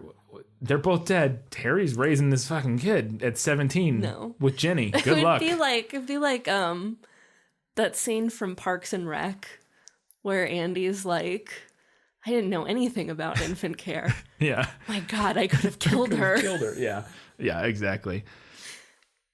Yep. All right. That was it for our general discussion. Now this is it. It's the ultimate final verdict. Now, are you ready for your sentence? Sentence? But there must be a verdict first. Sentence first, verdict afterward. Okay. So, first, and again, this is all sort of perfunctory, but is that the right word? Yes. Okay. First, is this book better than these two movies? Yes. Yes. I will say also, the biggest flaw, this is up, and we mentioned it earlier, these two movies are like some of the best adaptations of this material. They did a really good job up to a certain point. Up until the point we talked about, we don't need to rehash it. But yes, in general, great adaptation, great sort of, I say great adaptation, I don't know how great of an adaptation it is. It's a great adaptation for book readers. Yeah. In my opinion, where it's a good complementary piece to the book for book readers up until the end. But again, some of the stuff I feel like you wouldn't be able to follow as a non-book reader. But anyways, whatever. But yeah, the book's still better. There's so much more detail. The whole backstory, Dumbledore, the themes, always the themes. Like that's the refrain of this whole series is, yeah, you got the plot, but what's the point? And some of it's there. I don't want to take away too much, but... And then finally, is the series of movies better than the series of books? God, no. Yeah. No. Yeah, the book series is And better. honestly, like, we've been through this. We've hashed through all of the different issues with the different adaptations. Yeah. But for me, it really does all boil down to the themes. Yeah. The books mean something. Yeah. Like, they really and truly do. And, you know, J.K. Rowling has become a little bit of an issue. We're going to talk about lately. that. We're going to talk about that. Not in this episode. But you can't deny the impact that this series has had. Absolutely not. and it's perpetual relevance. Yeah. I think and the books even way more so than the movies, again, because the themes, and themes are what keep things relevant. Yes. Plots don't. I mean, they can, but the plots in the movies are still great. They're basically the same as the books relatively, but the themes, and especially the themes about love, the themes about fascism, the themes about equality, the themes are what make it meaningful. all of those things will always eternally be relevant and important. And yes, they're what make it meaningful. And they're what make it also incredibly rereadable. Because those are things that I didn't catch nearly as much as a child. Yeah. And where I was much more entertained by the story. Yeah. So if you have been listening along and you maybe haven't read these books since you were a kid, I implore you to go back and read them. Highly recommend, because I think, like you said, I think people that read the books maybe once or twice and then saw the movies be like, yeah, the movies are great. Yeah. And, or maybe you still like the books a little bit more, but I implore you, go back and see what we're talking about when we say that. Because, I mean, we can say and expand on the fact that the themes, all, and we've talked in detail at different times about the different themes and how they didn't incorporate them the right way or didn't focus on them enough and why that's a problem. But you really get it by going back and reading it and seeing what's there, and especially as an adult with a more critical eye on what J.K. Rowling is doing, because despite all of, again, the problems we're going to get into with some of the stuff she said, some of the ultimate points she's going for there are truly like good things, than like important things, important themes. So yeah, go read the books. It's more of a time investment. The movies you can just watch, but you're not going to get the same thing out of it. No, not at all. It's worth the extra time to learn a little. So, all right, that's it. It's over. It's over. It's done. It's done. Okay, wow, 3 hours and 20 minutes. Yeah, I knew that was going to be a long one, but that's it. We did it. We're done. None of our episodes should be quite this long ever again. Probably. Until we get to Lord of the Rings. Yeah. Until we get to Lord of the Rings. That's going to be... Probably. Oof. Yeah. At least that's only 3 books. And we're not nearly as personally involved in... That's also true. I mean, I love those. That's one of the ones where those movies mean more to me than the books do, personally. Yeah. So we'll see how that goes. That might be interesting to flip that on its head. But anyways...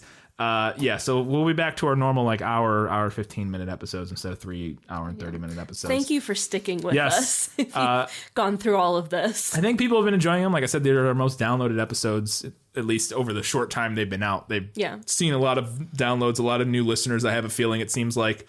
And so, I hope you stick with us now that we're done with Harry Potter. We are going to have one more Harry Potter episode. Yeah. It's going to be we mentioned this a couple times, a discussion of the problematic elements in all of their different facets. We're going to make a list and hash it out.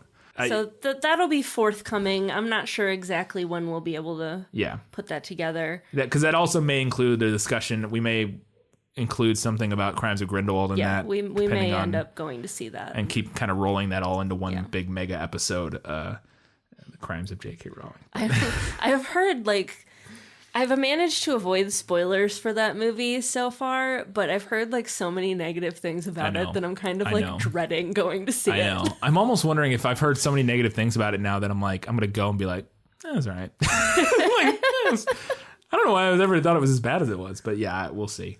We'll see. I also think it's going to have helped having read these very recently because of all the apparent character tie-ins and all this sort of stuff to the original series. I'm going to be interested to see how that works with a fresher memory of the books. So. Either that or we're just going to be that much more horrified. That's what I mean. Maybe that much more horrified. I'm not sure, but we're going to find out. So look out for that.